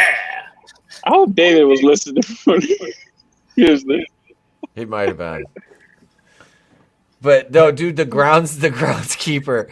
Okay, they don't even try to disguise the fact that this guy is like skeevy as fuck. Like he's a pedo and a half, bro. Oh yeah, you can tell. So he's like, oh, and it makes it even funnier because he's leering at like the tall black girl, which is it's a guy, and Hunter Biden was. Yes. Oh this guy. So no, when they finally show him in his fucking with Wesley Snipes and the Asian. I mean, he's in his room. Okay, so his quarters. There's all these fucking like dolls and ventriloquist dummies, which creepy as fuck. Why do you want that many things with dead eyes staring at you unless you're Stephen Walton? Right. Oh God! So I love you, Steven. I love you. I hope you're listening. But so he's got all these dolls, and then you see him. He's on his computer, and of course, it's the girl's shower. And then they make a point to show you the wall, like his desk, is nothing but videotapes, and they vaguely show the dates on them. And it's like, oh God, please don't show this guy just sitting there going full like Jeffrey Toobin. Like, please don't. Please don't. I'm not strong enough. Please don't. Put the bottle of lotion on the right next to him. I'm just happy that we got what we got. Just saying, for this guy. So this is a good scene though, because he gets his fucking head smashed in because the killer just comes in, grabs him at the back of the head and just smashes his fucking skull repeatedly into the fucking computer screen until he's like the dead. old school monitors too. We're not talking like LEDs, gentlemen. We're talking old school heavy TV monitors. That sounds good. It was a thing of fucking beauty. Especially when old boy finds him in the lake. Oh yeah. Gabriel swims up next to him. That was floating in the tube, bro, eating the cookie. Yep. And I brushed up against him. Yeah. I'm sorry. I paid attention to this movie because I really hated you for making me watch it, but I do love you because I did enjoy it in the aspect that we get to talk about it because it was horrible for all of us. So like that part that was fine because this wasn't like woke either, but the gays were very typical gay. But the trans people I found interesting just to see how they played them off in the movie. Yep. I was like, what direction are they going to go with this? Yeah. But yeah, they took like I said, the black girl was a guy and she went to the nurse to get her hormone or estrogen pills. The estrogen pills, that's what it was. Yeah. So because she said they're Zoloft, and then it's like, oh no, they're estrogen. I need them, because I'm transitioning. I mean, she had her operation and addictomy. Yeah. Addictomy. Yes. Had that. That's what Jordan was waiting on. The addictomy. Jordan still had a gash. Perlman was sniffing around. Jordan was still a gash. I'm always sniffing around. That's how I got monkeypox. I'm gonna go back on that ride. And Mickey that's kept another kicking me out of the park, but it's a small world after all. He's Perlman slept with 17 of the animatronics. Keep him out of there. Oh boy, get out of there, you Neanderthal-looking motherfucker! Sorry, continue. It's funny. I forgot what the fuck I was even talking about. But the fucking get their hormone shots and she had to get her fucking she had to get her stitched on a penis on her forehead or something. She got her vaccine and then got monkeypox from sex in the lake with 2 gay guys. But you know, it's okay. Biden and the dead. Well, I Hunter figured that's Biden where the was in there. monkeypox started was from Gabriel and that athlete dude who was going to go to college. Yeah, I said that to the wife too. As they started, I'm like, oh God. I'm like, really? I'm like, great. She's like, what? Just because they're gay? I'm like, she's like, because I really don't want to watch it either. They're not even good-looking gays. I'm like, no, because now there's going to be monkeypox at the camp. And she's like, Jesus Christ. I'm like, now monkeypox is going to be everywhere. I'm like, hey, look, you know, monkeypox took over AIDS. Now it's monkeypox. Pox. Monkeypox.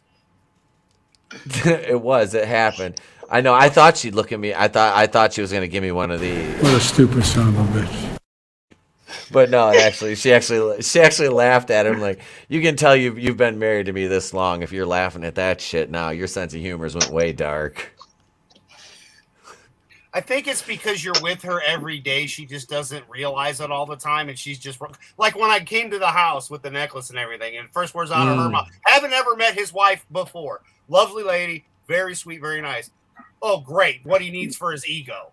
First words out of her mouth when he shows her what I got, and I fell in love with her right there. I'm like, why, hello, nice to meet you. Like, I was just like, this is perfect. These are the greatest people in the world. I'm like, awesome. So yeah, it's great. So I could see it. She just hears you all the time, so she doesn't really listen. You know, she listens, but she doesn't. She's like, she's very white noise. Yep, yeah. That's it. She's very glad I'm down in the studio now. She's very glad I'm down here. Basically, it is. I've got we've got our own little posters everywhere. I know. You know, and that's the thing. So I'm sorry. Speaking of which, I'm sorry I didn't get the Jennifer Thomas interview out today. I'll edit that up in the morning. It's recorded, and yeah, I'm actually going to go hang out with her the night before her birthday. The wife and I are going to take her out for a drink because nice. she invited us to her birthday party because it's when we're in Vegas, and I was like, I'm not going to be able to make it. I said, we're flying out, Saturday morning. We got a early flight. And she's like, well, we can go out Friday night. I'm like, absolutely. So, beautiful. Yep. We'll be shooting some, we'll shoot some video while we're there. It'll probably be on a cell phone camera. You're going to show the wife how to shoot some hoops. You know you're going to have a black eye, right? You know you're going to get your ass kicked. She's the tap. Yep. Yep. She's like, she goes, that's what she was joking around about. She's cool as hell. But yeah, so that interview will be out. It'll be about, literally, I have to do no editing. I'm just going to add a few clips in and some stills and stuff like that, and her contact info at the end of the video and everything, which is usually, I keep it in the description to the video permanently to help promote her and her brand. So that's, she's been really nice the last time when you did it cool, live, man. and we were all able to type in and she was reading it in there. She was really, really nice person. Oh yeah. That's awesome. Yeah, she's great. Like I said, she's been in the game for years and years. Former WWE developmental, so she should have been on the main roster, honestly. And I don't just smoking hot, so that doesn't hurt. No, that never hurts. Smoking hot. She knows how to wrestle, and she wants to punch you in the face. So here's my $5. Well, she didn't say she'd punch me in the face. I just told her I'd take a head scissor, or a headlock, or whatever. Yeah. I'm fine with that. Head scissor's fine. We know how much you like to get beat, though, Pete. Come on. I do. It's like it's like you can't threaten me with violence. I'm a masochist. Like, what are you gonna do to me that I don't already want you to do to me? Oh, you're gonna punch me in the face? Yes, ma'am. Can I have another? Yes, No, ma'am. Can no, I no, have no, another? no, no, no. Nothing in the money. Nothing in the money. This is the magic right here. This is the ball brand. shots. It's a wrestling punch, no, though. no You've face, taken no wrestling- nuts. You know, You've taken He likes the wrestling paddle punches. in the ass. I take shots to the abs. You know, that's some body punches and shit. I'm good with that. No, so yeah, that'll be out. I'll get that interview out tomorrow for the channel members first, and then it'll go public on Monday, and we'll probably have a couple more videos on Monday, and then a couple more on Wednesday, plus the live shows and stuff. We're not done or anything. We're still talking about they them here. Oh yeah, we because haven't even got through half the movie yet. we haven't even talked about old Duke getting shot yet. Dude, I was like, it reminded me of A Living Color. It reminded me of A Living Color. Look what you done, you done killed Duke. I was like, oh God, where's old Duke? Him dragging that fucking dead dog around on the fucking leash. Oh my God. Come on now, Duke. Come on now, boy. Come on. Oh yeah. I mean that. I swear this movie scene- sounds like a drunk watch party that should be done right there. That sounds like that would be a good watch party. You need to be high and drunk. We haven't done a drunk watch party where I've passed out in my chair in a while, Tap. It's been a while for me. Were you on the Alita stream? Because I passed out on Groove's channel on that Alita Battle Angel stream. I was on Alita. I honestly don't remember what the last one we did, but I know it was on Alita, and I want to say Mac and Me. Yeah, we watched Mac and Me too. Oh shit. Dude, LMP took a picture of my. Was it you or LMP took that picture of my fucking cat? Was like, I was so drunk. I think I was Clyde because Clyde was still alive. I've like got the cat like in front of my face. It had to be LMP because it wasn't me. I think I don't remember. It was LMP.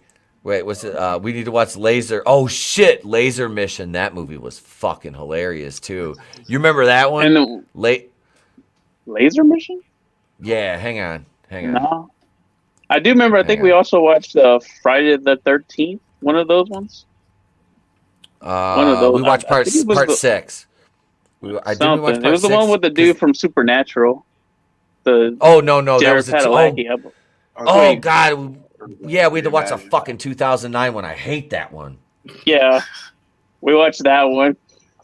LMP did the best joke out of that one. That was the best joke he gave about that black guy who's trying to run away for freedom. Laugh my ass. He's running for his freedom, and then Jason kills him. Yep. Jason hits him in the back with a fucking axe. Yep. Hell yeah. Nobody lives out of this shit. Nope. Jason's like, nope, I don't think so. I'm an equal opportunity murderer. You're dead. Because they killed wasn't there? Yeah, his buddy was Asian. Because that was like, gee, this is creative writing. The Asian kid, he was a fucking pain in the ass in that movie. It was just the writing. It was so bad. It's like, dude, could they have made these characters any more boilerplate, just like carbon cutout, trope cutouts? It was fucking terrible. I was looking something up and I got sidetracked. Laser Mission? Oh, Laser Mission. That's right. We watched that on Groove's channel. Laser Mission. That was from 1989. I don't remember that one. Was that the one that was supposed to be like a G.I. Joe movie, but it wasn't? It was like a pseudo G.I. Joe movie? That was? Okay, then yeah, I remember it now. I didn't remember the name. Yep. Ernest. Brandon Lee was in it. What? I don't remember that. Brandon Lee was Michael Gold. He was like the main character, dog. Damn, that's how long it's been since I've seen that. I don't remember that movie. That's how much. Was good. And the music was composed by Mark Knopfler's brother David, the lesser known Knopfler brother. So yeah, it was like if G.I. Joe was done with all the actual camp of the 80s, that was but without the name G.I. Joe, that was it. Very heavy on the camp because Ernest Borgnine is in it. Ernest Borgnine. Ernie's in it. The eyebrows? Yep. Yes, the eyebrow, those fucking eyebrows. No. They look like I remember us watching, what was it, Turkish Spider-Man. Remember how, dude. That's a classic. Dude. Wait. Captain America, Spider-Man would go and choke people to death. Spider-Man's like robbing bitches and choking them out in the shower. Yep. Yes. Fucking, I'm like, this fucking Spider-Man's a goddamn criminal. He's like killed like 3 bitches already. With great powers comes lots of choking. Hey, there's a lot of bitches that need choke. Just saying. Ask Ezra Miller. No Way Home. Where was he in No Way Home? Here we go.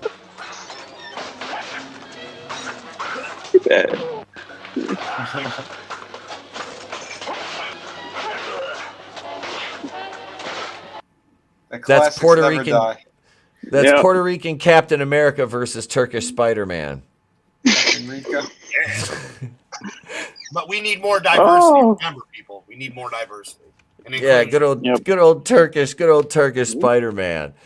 God, dude, they did a Turkish Star Wars too. You know, I saw that one. If they re-release that movie right now, it'd probably do better than Morbius, both runs put together. I think it'd do better than Thor. Right? It'd do better than Thor. Speaking of Thor, hang on. Let's. You know what they should do? They should re-release the cat. What was it? The Corman Fantastic Four. Oh shit. Was that the 1993 or they did that? If they fucking release that now, I guarantee you it'd beat Thor at the box office. Probably. I know Tommy Gunn went and saw it, and he said it wasn't kind of like what we were saying about this movie, the other movie rather. He's like, it's not really woke, and I'm like, well, but does it still sprinkle it in? And he's like, well, there's some in there. He goes, but overall, it did have in his eyes, it wasn't as bad as what everybody was thinking. So I guess we'll see. Yeah. So this is the dailies for this is today as of 10:14 Pacific time. This is the data. Bullet Train was number 1 today. I want to see that. I want to see that one too. DC's League of Super Pets is 2 with 3.3 million. That one kind of laid an egg. It's only got 55 million. Wow. Now, were you taking Trey to see that? I want to take him to see it. Yeah. Okay. Thor he's bugging me to take him to see Thor. And Nathan's bothering me to go see Thor too because he likes the hammer guy. And the wife said, she goes, I know you don't want to go see it. If he keeps asking, she goes, I'll just take him. I'm like, all right, cool. I don't want to dump on that grenade. Nope right now is at 91,989,000. I once I heard the spoiler reviews of that, my answer to wanting to see it was nope. It sounds as bad as Us. You got what else? Thor. Here we go. Let's see. This one is at 600. This movie's taking a shit. Didn't they just break even? Didn't they just break even? Yeah, I think probably. I bet you they thought this was gonna at least do what Doctor Strange did, and it's at $672 million. No, I don't. I was never a big Thor guy, so I mean, like I watched the stuff when it came out, but even in the comics, I didn't ever really read Thor or any of that shit. I wasn't into it. I was just like, all right. I went and saw the movies; they were okay. I read the Great Run is the one that Michael Straczynski had done. That was fantastic. I really enjoyed that. But Thor is not supposed to be an idiot, and they just kept making him progressively more fucking stupid throughout these films. And from what I understand, he's like practically brain dead in this. The whole thing sounds so ridiculous. The ending, what they did, I am avoiding these fucking movies. Marvel, they could go eat it. I'm done with them. Yep. Well, Vinny, you heard. I haven't listened or looked because I don't care. But I mean, if I'm remembering right, please, anybody correct me if I'm wrong. But I mean, this is what they did in the comics, and it failed. Correct? They went with Jane, female Thor, and it all went. Yeah. They destroyed the entire, the whole run of everything that was going. Well, they switched over to Jason Aaron, and I was saying that was Jason Aaron's that did that. Yeah, he had an okay start with Thor, but then bringing the female one, making the decisions that they did. Yeah, they ruined him because what they did is they took away his status. Where he couldn't even pick up his hammer anymore. They had the unworthy Thor, and all of it came from one stupid line or something from another shitty character. I don't know if it was Nick Fury or something. They just said that you're unworthy, or I forgot what the whole You situation said no was. balls. You got no balls. It was retarded. You've been cucked. Yeah, I'll ruin your mythos in a minute. Jane's more man than you.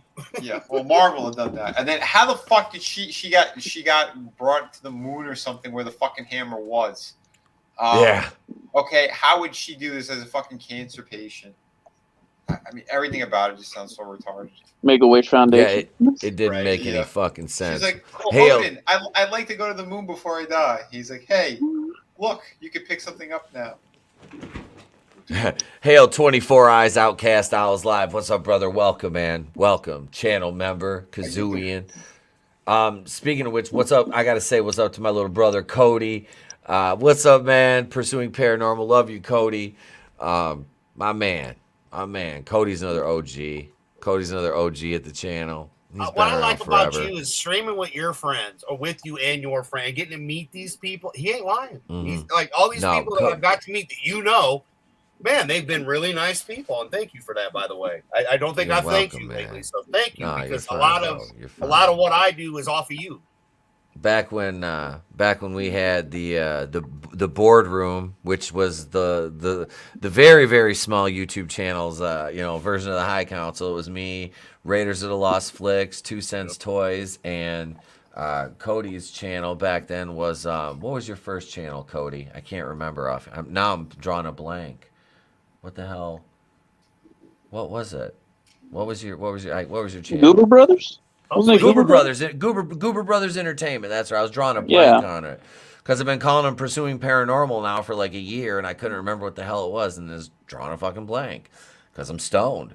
But it's fucking 11:30 on Saturday night. I should be high or drunk, and I'm not drunk. So I did have a couple beers when I was floating around the pond today, though. I saw that. Oh yeah, dude. I had my dad come out, and I was out floating around on the tube, and Trey's in the water, fucking towing me around. I told the old man, I was like, "Hey." I'm in the redneck swimming pool. I'm like, grab me a beer. He goes, I don't have any. I said, yeah, you do. I said, I grabbed a 6-pack. There's one in the fridge. So he threw them in a cooler and brought them out for me and the wife. He comes over. So I'm just trying to drink my beer, and Trey's fucking hauling me around. And my dad goes and fills up the air in a fucking swimming pool and throws that in there. And I picked Trey up and put him in it. And then he jumped out and he wanted to get back in. So we had a system worked out to do this, to where he would hold my beer, and I would pick him up out of the water, set him on my lap in the tube. He'd put his legs in the swimming pool. He'd hand me my beer back. I'd set it in the cup holder and put him right in the pool. Now, he's 90 pounds, and I'm doing this on an inner tube. Yep. And so I'm like, hey, there's a spider in my tube after I got him in, and I'm trying to get it out. I'm like, here, hold my beer so I don't knock it over, Trey. And he's in the tube, he's in the swimming pool, holding my beer, leaning back against it. My mom and dad are just sitting there laughing. I'm killing this fucking spider. I'm like, all right, give it back. He's like, no. I'm like, what? He's like, no, I'm going to dump it. I'm like, no, you're not. I'm like, Grandpa just brought me that. He goes, ha, and he puts it in the water. I'm like, you're going to make it warm. What are you doing? You're going to make it warm? Yeah, well, come on. Just don't get water in it. Yeah. He fucking finally, after about 35, 40 seconds, he finally gives it back to me. I'm just like, jeez. I was like, if you were a year older, I said, I would flip your ass over right now. He's a good swimmer, though, dude. I tell you what, when he was in there, he didn't really get into the pool until the end. He swam for like about an hour straight. He got his life jacket on, and that's what I did too. Because the wife was on the tube, and I was just swimming around because the old man got his backhoe over there and dug the pond out about 16, 17 feet deep in the center. It's a big ass pond. I mean, you guys seen the pictures on Facebook. Yeah. But yeah, it's nice, man. Fuck yeah, there ain't no weeds in there. It's just clay. You know what I mean? So, and it was about 90 degrees. So I went and swam today. That was, like I said, we were in the redneck swimming pool. Oh yeah, that's awesome. The only thing missing would be somebody barefoot and pregnant, but I don't think you'd look good pregnant. Nah, I don't have the hips. I don't have the hips for it. I'm not they them. I'm not they them enough for that. I'm glad you brought it up because that's what I was trying to do. I was leading it back to the movie for you. I was like, yeah, because that line in the movie had me laughing. I ain't gonna lie when he said, Yeah. Some of that shit was just, some of it was so stupid it was funny, like the little bit of lines, and then them bonding at the end of the movie. That, was it supposed to be a comedy? I don't know, but we're on. It was it. Oh, okay. How about their dance sequence to "Fucking Perfect" by Pink? I'm really glad I did not see this movie. I kind of fast forwarded it. I was like, I'm done with the singing and the dancing shit. Sorry. It was cringe as fuck, dude. It was cringe as fuck. Singing and dancing, trans characters, just horror. What? This sounds like a fucking mess of a movie. I need to look up who wrote this. I mean, because it went everywhere. Mayor Pete wrote this. Oh yeah, let's not even go there because I'm surprised he wasn't in it. I think it was Lori Lightfoot. I think you're right. It was Beetlejuice. Beetlejuice. Right. Still recovering from that guitar shot he took from Jeff Jarrett on Nitro all those years ago. Oh shit. Jamie, we need that fucking footage. Jamie, where's the fucking footage? Usually it's Tony. Where's the footage? Tony, you got that footage of that guy? As I'm typing they them in the Google search bar, I'm saying Tony, so I type in they/Tony. They/Tony. Yes. They got Tony. Those are my pronouns now. They, Tony. They, Tony. Zer. I type in they them and I get pronouns. God damn it. I just never understood it, bro. Like the whole concept. I watched Shameless. Towards the end of the series, they brought that shit up, and I'm just like, I'm just too old school to give a fuck. I don't care. Like, you're either gay or you're not. I don't need all this extra. It's just extra steps of being a pain in the ass. So yeah, if you're gonna be a they, well, you're an individual. So how are you plural? This was directed by John Logan. Here, let me share this. I have, see, Godzillionaire's got it. Tony ToneDef. We miss you, Tony. We fucking miss Tony. you, man. Tony, come back. Feel better. Yeah, Tony, come back. You can blame it all on me. There we go, right here. Tony, come back. John Logan. He wrote and directed this. I'm sure his boyfriend's very proud of him. Mm-hmm. Yeah. He was a playwright in Chicago for 10 years before writing on Maybe he had to do this, Vinny, to get that addictomy. Maybe. His first screenplay was Any Given Sunday? Wow. What? Is that the same Any Given Sunday? Well, let's confirm that. Yeah. Let's see. Okay, so Penny Dreadful, City of Angels, Alien Covenant. Wait, what 007 movie was he involved in? Skyfall.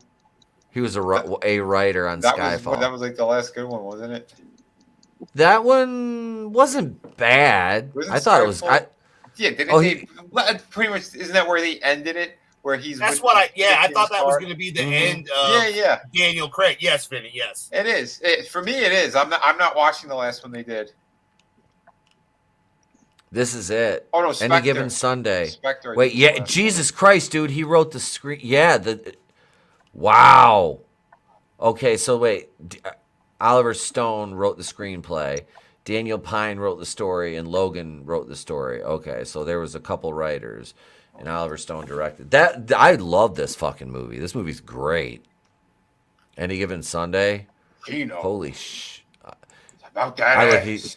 He says to Jamie Foxx, he's like, pretend like you're back in the hood and you're on the street and your mama's ringing the dinner bell and you're gonna run to the Buick and I'm gonna hit you right there. You know, it was just. Fucking Al Pacino trying to say jambalaya. He calls it jambalaya. What? You don't like my jambalaya? You know, it was. Yeah, and Jamie Foxx steaming Willie Beeman. He's steaming. He's got the ladies creaming. He's steaming, Willie beaming. Yeah. Yeah. The good stuff. The good stuff. Wait, did that say Gladiator in there too? Hang on. Yes, screenplay for Gladiator, Godzillionaire. Holy shit. He wrote it with David Franzoni, John Logan, and William Nicholson. Yeah. Oh shit. Mm-hmm. So maybe I mean, sometimes you get paid to write, right? I would say yeah. Maybe he caught the coof, and that's why it went through his brain and caught the monkey paw. He caught the monkey paw and the monkey pox. I keep wanting to call it paw, but yeah. Because I'm thinking of that story. The monkey paw. Don't they fist each other? It's all very creepy. He got allegedly in Minecraft. He got the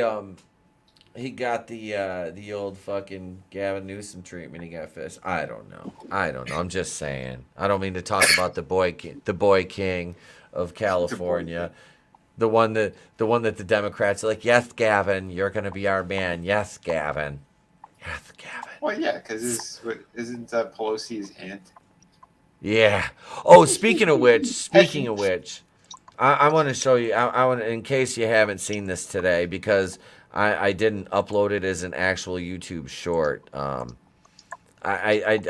made a video today just for fun, and it's 20 seconds long. And speaking of Nancy Pelosi, here you go, gang, right here. Let's run this back to the beginning. And this is Nancy is gonna dig to China. When I was a little girl, I was told at the beach if I dug a hole deep enough, we would reach China. Stupid! So we've always felt a connection there. Stupid American!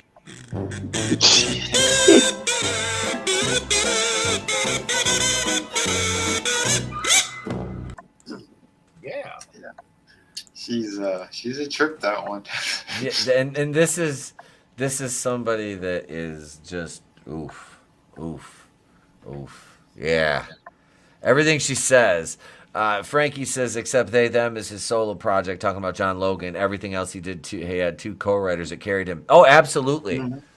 Absolutely. Yeah. It's kind of shocking to see his name attached to some of these projects that were like, movies like Any Given Sunday and Gladiator. You know what I mean? Like, yeah. This is his directorial debut.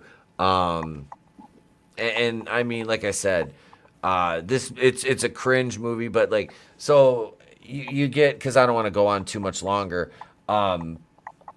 The killings start, and who went? I can't remember who went first. Adam. The yard keeper.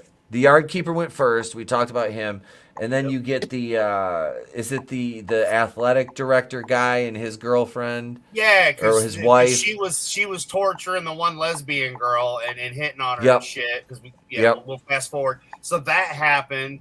And then the dude's pissed off at the trans dude because he was a great shooter and a marksman. Yeah, he beat him in a shooting contest. And then they're looking through the kids' fucking phones in bed together. And they're looking at pictures of the kid. Like, so the husband is like banging his, like the wife is smoking hot. And he's plowing her, but he's looking at a picture of the gay dude on his phone. Like a selfie he took. And the wife was looking at pictures of the hot blonde lesbian. Yep. And then they switched phones, remember? That was the fucked up part. Yeah. So as they're going to fucking Pound Town, in comes swing, choppy. And no, Dick Togo didn't cut off Val Venus's dick, but he cut these two up with an axe. It wasn't Dick Togo though. No. It was Taka Michinoku. And Mr. Aguila, better known as Essa Rios. But no, it was the killer.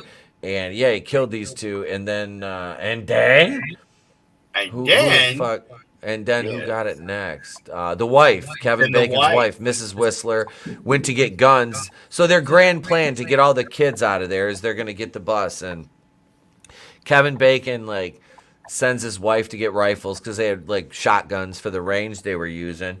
And she went to get a couple of those. She gets her throat slit and thrown in a closet, which the fucking They, them. Jordan comes in there and hides in the closet because he's trying to get Jordan's trying to get a rifle, hides in the closet. Kevin Bacon comes in and gets was that a 44 or 350? Look at a 357. Looked like a 357, yeah.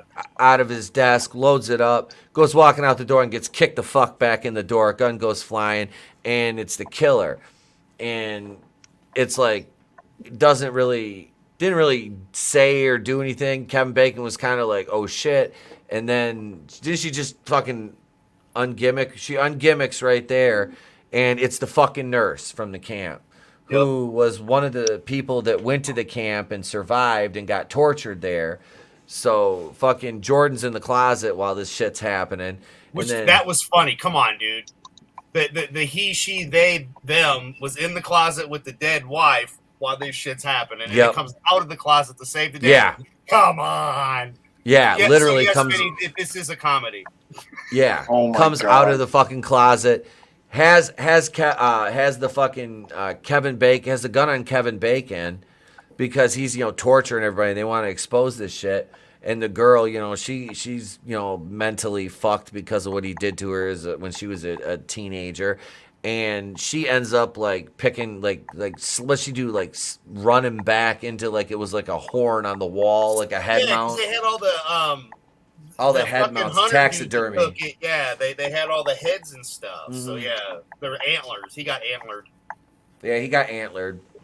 kind of like the guy in Avenging Force. The bad guy, John Ryan in Avenging Force, when Michael Dudikoff stubs him through that fucking samurai sword statue at the end, he took an antler. Yeah, so Kevin Bacon dies, and he gets to have dialogue and payback and then slit his throat. Yeah, oh yeah, then yeah, of course. Me, Mr. E-Tap. You will respect me, Mr. E-Tap. Yeah. Yep. Fucking. Yeah, I forgot about that because by that point I was already on my phone. I think and the wife was like, "Hey, look." So I made sure to pay real close attention just so I could have that little skit I just did. Because I didn't write a script because I was just watching it going like, when is this gonna be over? And we skipped over all the gay, most of the gay sex because there was like the scene in the lake with the fucking weird looking. I thought it was Ellen Page. I was like, what? It looked like a fucking, but it had a big forehead. Yeah. The thing had a fucking huge forehead. Like that was the most disproportionate, weirdly muscled creature I've ever seen. Like the face, like the jaw, looked like a Cro-Magnon jaw. It was fucking scary looking. So yeah, that movie, overall, because you get Kevin Bacon dying, and then the bitch gets arrested, the nurse. They turn him in. But the grand plan to help save the kids was have the black transgender person take all the younger ancillary characters, whom none of which died or did anything in the movie, walk them 10 miles into town in the middle of the night with a killer on the loose. Flashlight, and honey, I could do this in heels. Yeah. Really? No, you couldn't, because you'd be running for your life if somebody was coming at you with a weapon, screaming. Cro-Magnon. Was it Perlman? Yes. Yeah. Don't say gash. Don't say gash. I said gash. Fantastic. I'm sorry, DeSantis. I'm going to say gash. Oh shit! So I would score this movie. Let's see, what did I give Prey? I gave Prey a 5.5. So just to be a dick, I'm gonna give this one a 5.9. No, this movie was fucking terrible. It was like in the end. You give negative stars. I'm close with this one. I really am. I'm gonna honestly, I go a 2. I'll give it a 2 for effort, and I may have laughed maybe once or twice during the movie at a few of the lines, not because they were idiotic, but because there was at least one or two things that I was like, okay, you're trying. Yeah, this one's a 2. Nope, 1.5. I can't even get to a 2. And I mean, I actually remember the ends and stuff that you don't, because I actually did pay attention. And again, it is not great, but it is a good bad movie, in my opinion. It is a good bad movie. So if you can get a bunch of people to watch a good bad movie together, like we did, it was worth it. For that, it was worth it. Yeah, if like I was high when I was watching it, so it was like, you know, I'm not gonna, I won't be too bad. Like I said, at the end, I'm checking my phone, and then she's like, "Oh, look, the bitch slit his throat." You know, the wife's like, "She slit his throat." You know, I'm like, "Oh, okay." I kind of caught that, but yeah, because I was like, "Ah, fuck, you got rammed in there. He's dead." And then they had the little emotional fucking deal at the end with some of them, and you know, there was an actual gay black man that was gay and okay with being gay, and very feminine gay. And then they very feminine. Shock, if you will. So, and at first he's like, "Oh, what the hell?" And then they get handcuffed together. And then the jock is the one that gets electrocuted. And then when they find out about it, the little gay black guy wanted to go see if he was okay. And then they were holding hands. And then at the very end, very end, right before we're leaving, that's what he's talking about. Are you family? And the jock looks at him and goes, yes. And then into the ambulance they go together because the EMT wasn't going to let him go. I was like, ew, that's going to be incest then because they're going to get monkeypox. Step bro. Sad motherfucking day, man. Our first time together, you gave me monkeypox, you son of a bitch. Allegedly in Minecraft. Allegedly in Minecraft. The line was the next morning when they wake up, he says, "Oh, it's too late to abort," or some smart ass comment like that. I can't really remember, but yeah, there were bits of it that were funny though. You are correct. Like there was a couple spots and then serve the guys. Yeah, that shit. Yeah, that was. I was like, I like where this is going with it when she was like getting her to lick the cherry or whatever off her finger. I'm like, blueberry, brother. Blueberry. Like, well, I'm not really that hungry, so we'll split it so we don't gain weight. Yeah. Speaking of that, there's rhubarb pie up in the fridge. I'm gonna have to have a piece of that when I go upstairs. Because I got the munchies. But this movie's I give it a 2. Adam's a 1.5, and Vinny and Tap, I would advise you to never watch this. Like I said, unless you're don't worry. It's like this. Unless you're like, hey, we're all gonna get drunk and watch a shit movie that we can laugh at, then it's a good candidate for that. If it's a drunk stream, I'll watch it. If we do a drunk stream on it, it's one of those. But let's go around here. I'll kick it over to Superfan first. We'll do our sign offs here. Hang on a second. Let me cue some. Do I have I think I have music uploaded over here. Hang on a second. I got here we go. This will be here we go. This will work. There you go. I don't hear anything, so it's okay. It's not the music's not playing. Can you guys hear it? I can hear it. Yeah. Okay. All right. So I have had a blast. Thank you for having me again. It's a good bad movie. That's it. Same with the Prey. I don't know. This was a good one because they were both sucky, but we had fun. We had some laughs here. You know, yeah. I'll do a show on Friday on my channel. I'm with all these gentlemen all the time. Monday with E-Tap and Tommy. Tuesday with Clown World Review. You know, Wednesday, we all hang out and have fun wherever we're at. Of course, here at the Place to Be Reviews, always. You know, Thursdays, WCBS for myself and Justin Proper. And then again, Friday, I stream at 2 p.m. Eastern Standard Time. Vinny goes sometimes, I think, about around 5. So, you know, there's time in between. And then Tony at 8 on Clown World Review for Liars. And then, and then the men's room is on at 9. So, and I'm in there sometimes as well. Kind of a little bit of everywhere, man. Like Visa, MasterCard, everywhere you want to be. You know, that's what happens. It's what happens. But hanging out with all these fine people here, everybody in the chat, thank you. I was just like you at one point, trust me. Thanks to Nick Utam, though. Got to meet this nice, fine gentleman and everybody here, and we've grown together, and I'm loving it, man. So, be cool, man. Thank you, brother. Thank you. And don't be a fool and watch these movies if you don't have to. Yeah. Because we just explained it to you. That's the best piece of advice. Subscribe. There's Adam's link right there in the chat, folks. Subscribe to him. And I think earlier in the stream, I saw Godzillionaires has been a channel for member for 5 months. Thank you, brother. Thank you. I appreciate it. I do. I appreciate you, man. All my Kazooians out there. Shout out to all my Kazooians and just everybody else. You guys just fucking rock for supporting the channel. Speaking of supporting channels and independent creators, here's my brother, one of the horsemen, Mr. Vinnie Tartamella from Vinnieart. Galloping in. No, it's always a blast hanging out. Yeah, dude. We hang out all week. It's always so much fun. Talking about all sorts of shit. It's a good time. Tomorrow over on my channel, we'll be talking about a bunch of stuff. I'm sure this will come up again a little bit as well. But yeah, we're going to hit some good topics tomorrow. Yeah, because last week I didn't do my Sunday stream. We were watching the Ric Flair's last match, that was a crazy night. But yeah, guys, go support my books. City of Venus. I'm working on the sequel to that right now.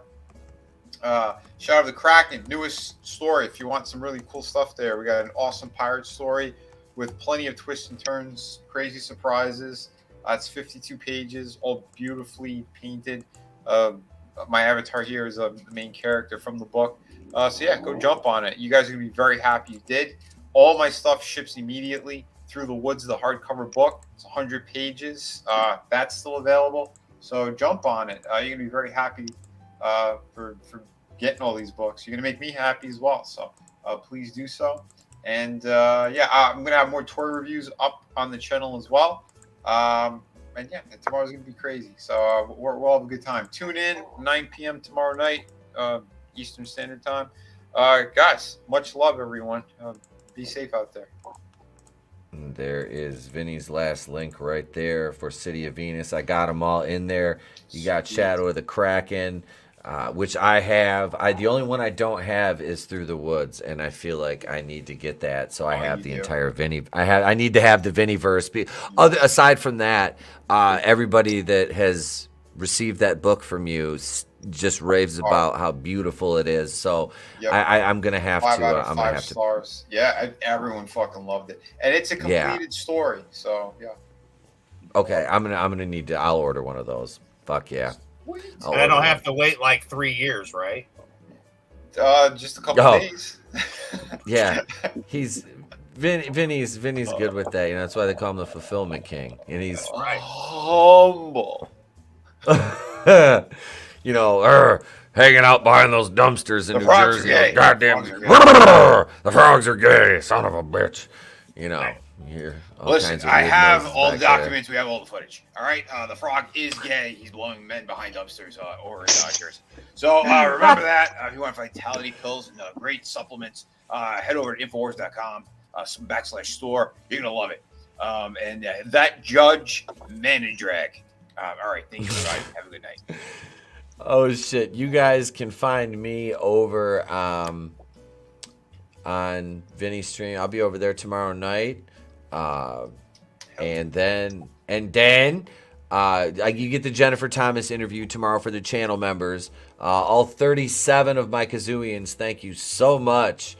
Damn, you guys really, like I said, and hit me in I put a thread out there on the community tab on the channel. Let me know if you guys want me to put up that producer tier. I'm thinking about doing it for like maybe, like I said, we're at $2.99 a month for regular membership. If you get a producer tier, I have to write everything out for what it's gonna, what it's gonna be for that. But I'm thinking it'll be we'll say $4.99 for a producer tier. That's not, I don't think, And like I said, if you don't want to, that's cool. If you want to, it's there. No pressure. It'll be there, and that gives you one video a month for me to produce. You get to, as long as you're on that tier, you get to request a topic, which I'll have like a list of, the sort of things and parameters for that. Legal reasons, and obviously we'll do that, and you would have like input on a discussion topic for one of our 2-3 weekly live streams, and we'll add in a few other perks for that. But yeah, that's kind of what I'm thinking about doing for there. Because like I said, I've been tossing the idea of a producer tier around. And I think that'd be a fun way for the channel members to get a little more involvement with the channel that way. So, I mean, there's a few of you that, we stream with normally anyway. But, for other people that don't stream or may just want to have some input. And also on the video that you request, I would give you obviously a verbal shout out in the video at the beginning and end. And I would put your name in a graphic towards the credits with a producer's credit on there. So, I'll take care of you for that. Give you your shout outs and make sure that it's known and that'll be available for the public too. The video, obviously. So yeah, that's that. And big shout out to Good Stuff Comic Skater, my editor. Thank you, brother. I appreciate your work. Brahma Bulls said he's been lurking in the chat. Have a good night. I will see you Monday because the show is going on Monday night. We're doing episode 215, but it's going to be Vinny and the gang and Tony and Draven and Chris running it on Monday night because I'm going to be over on Comics Division on yelling at parked cars with them.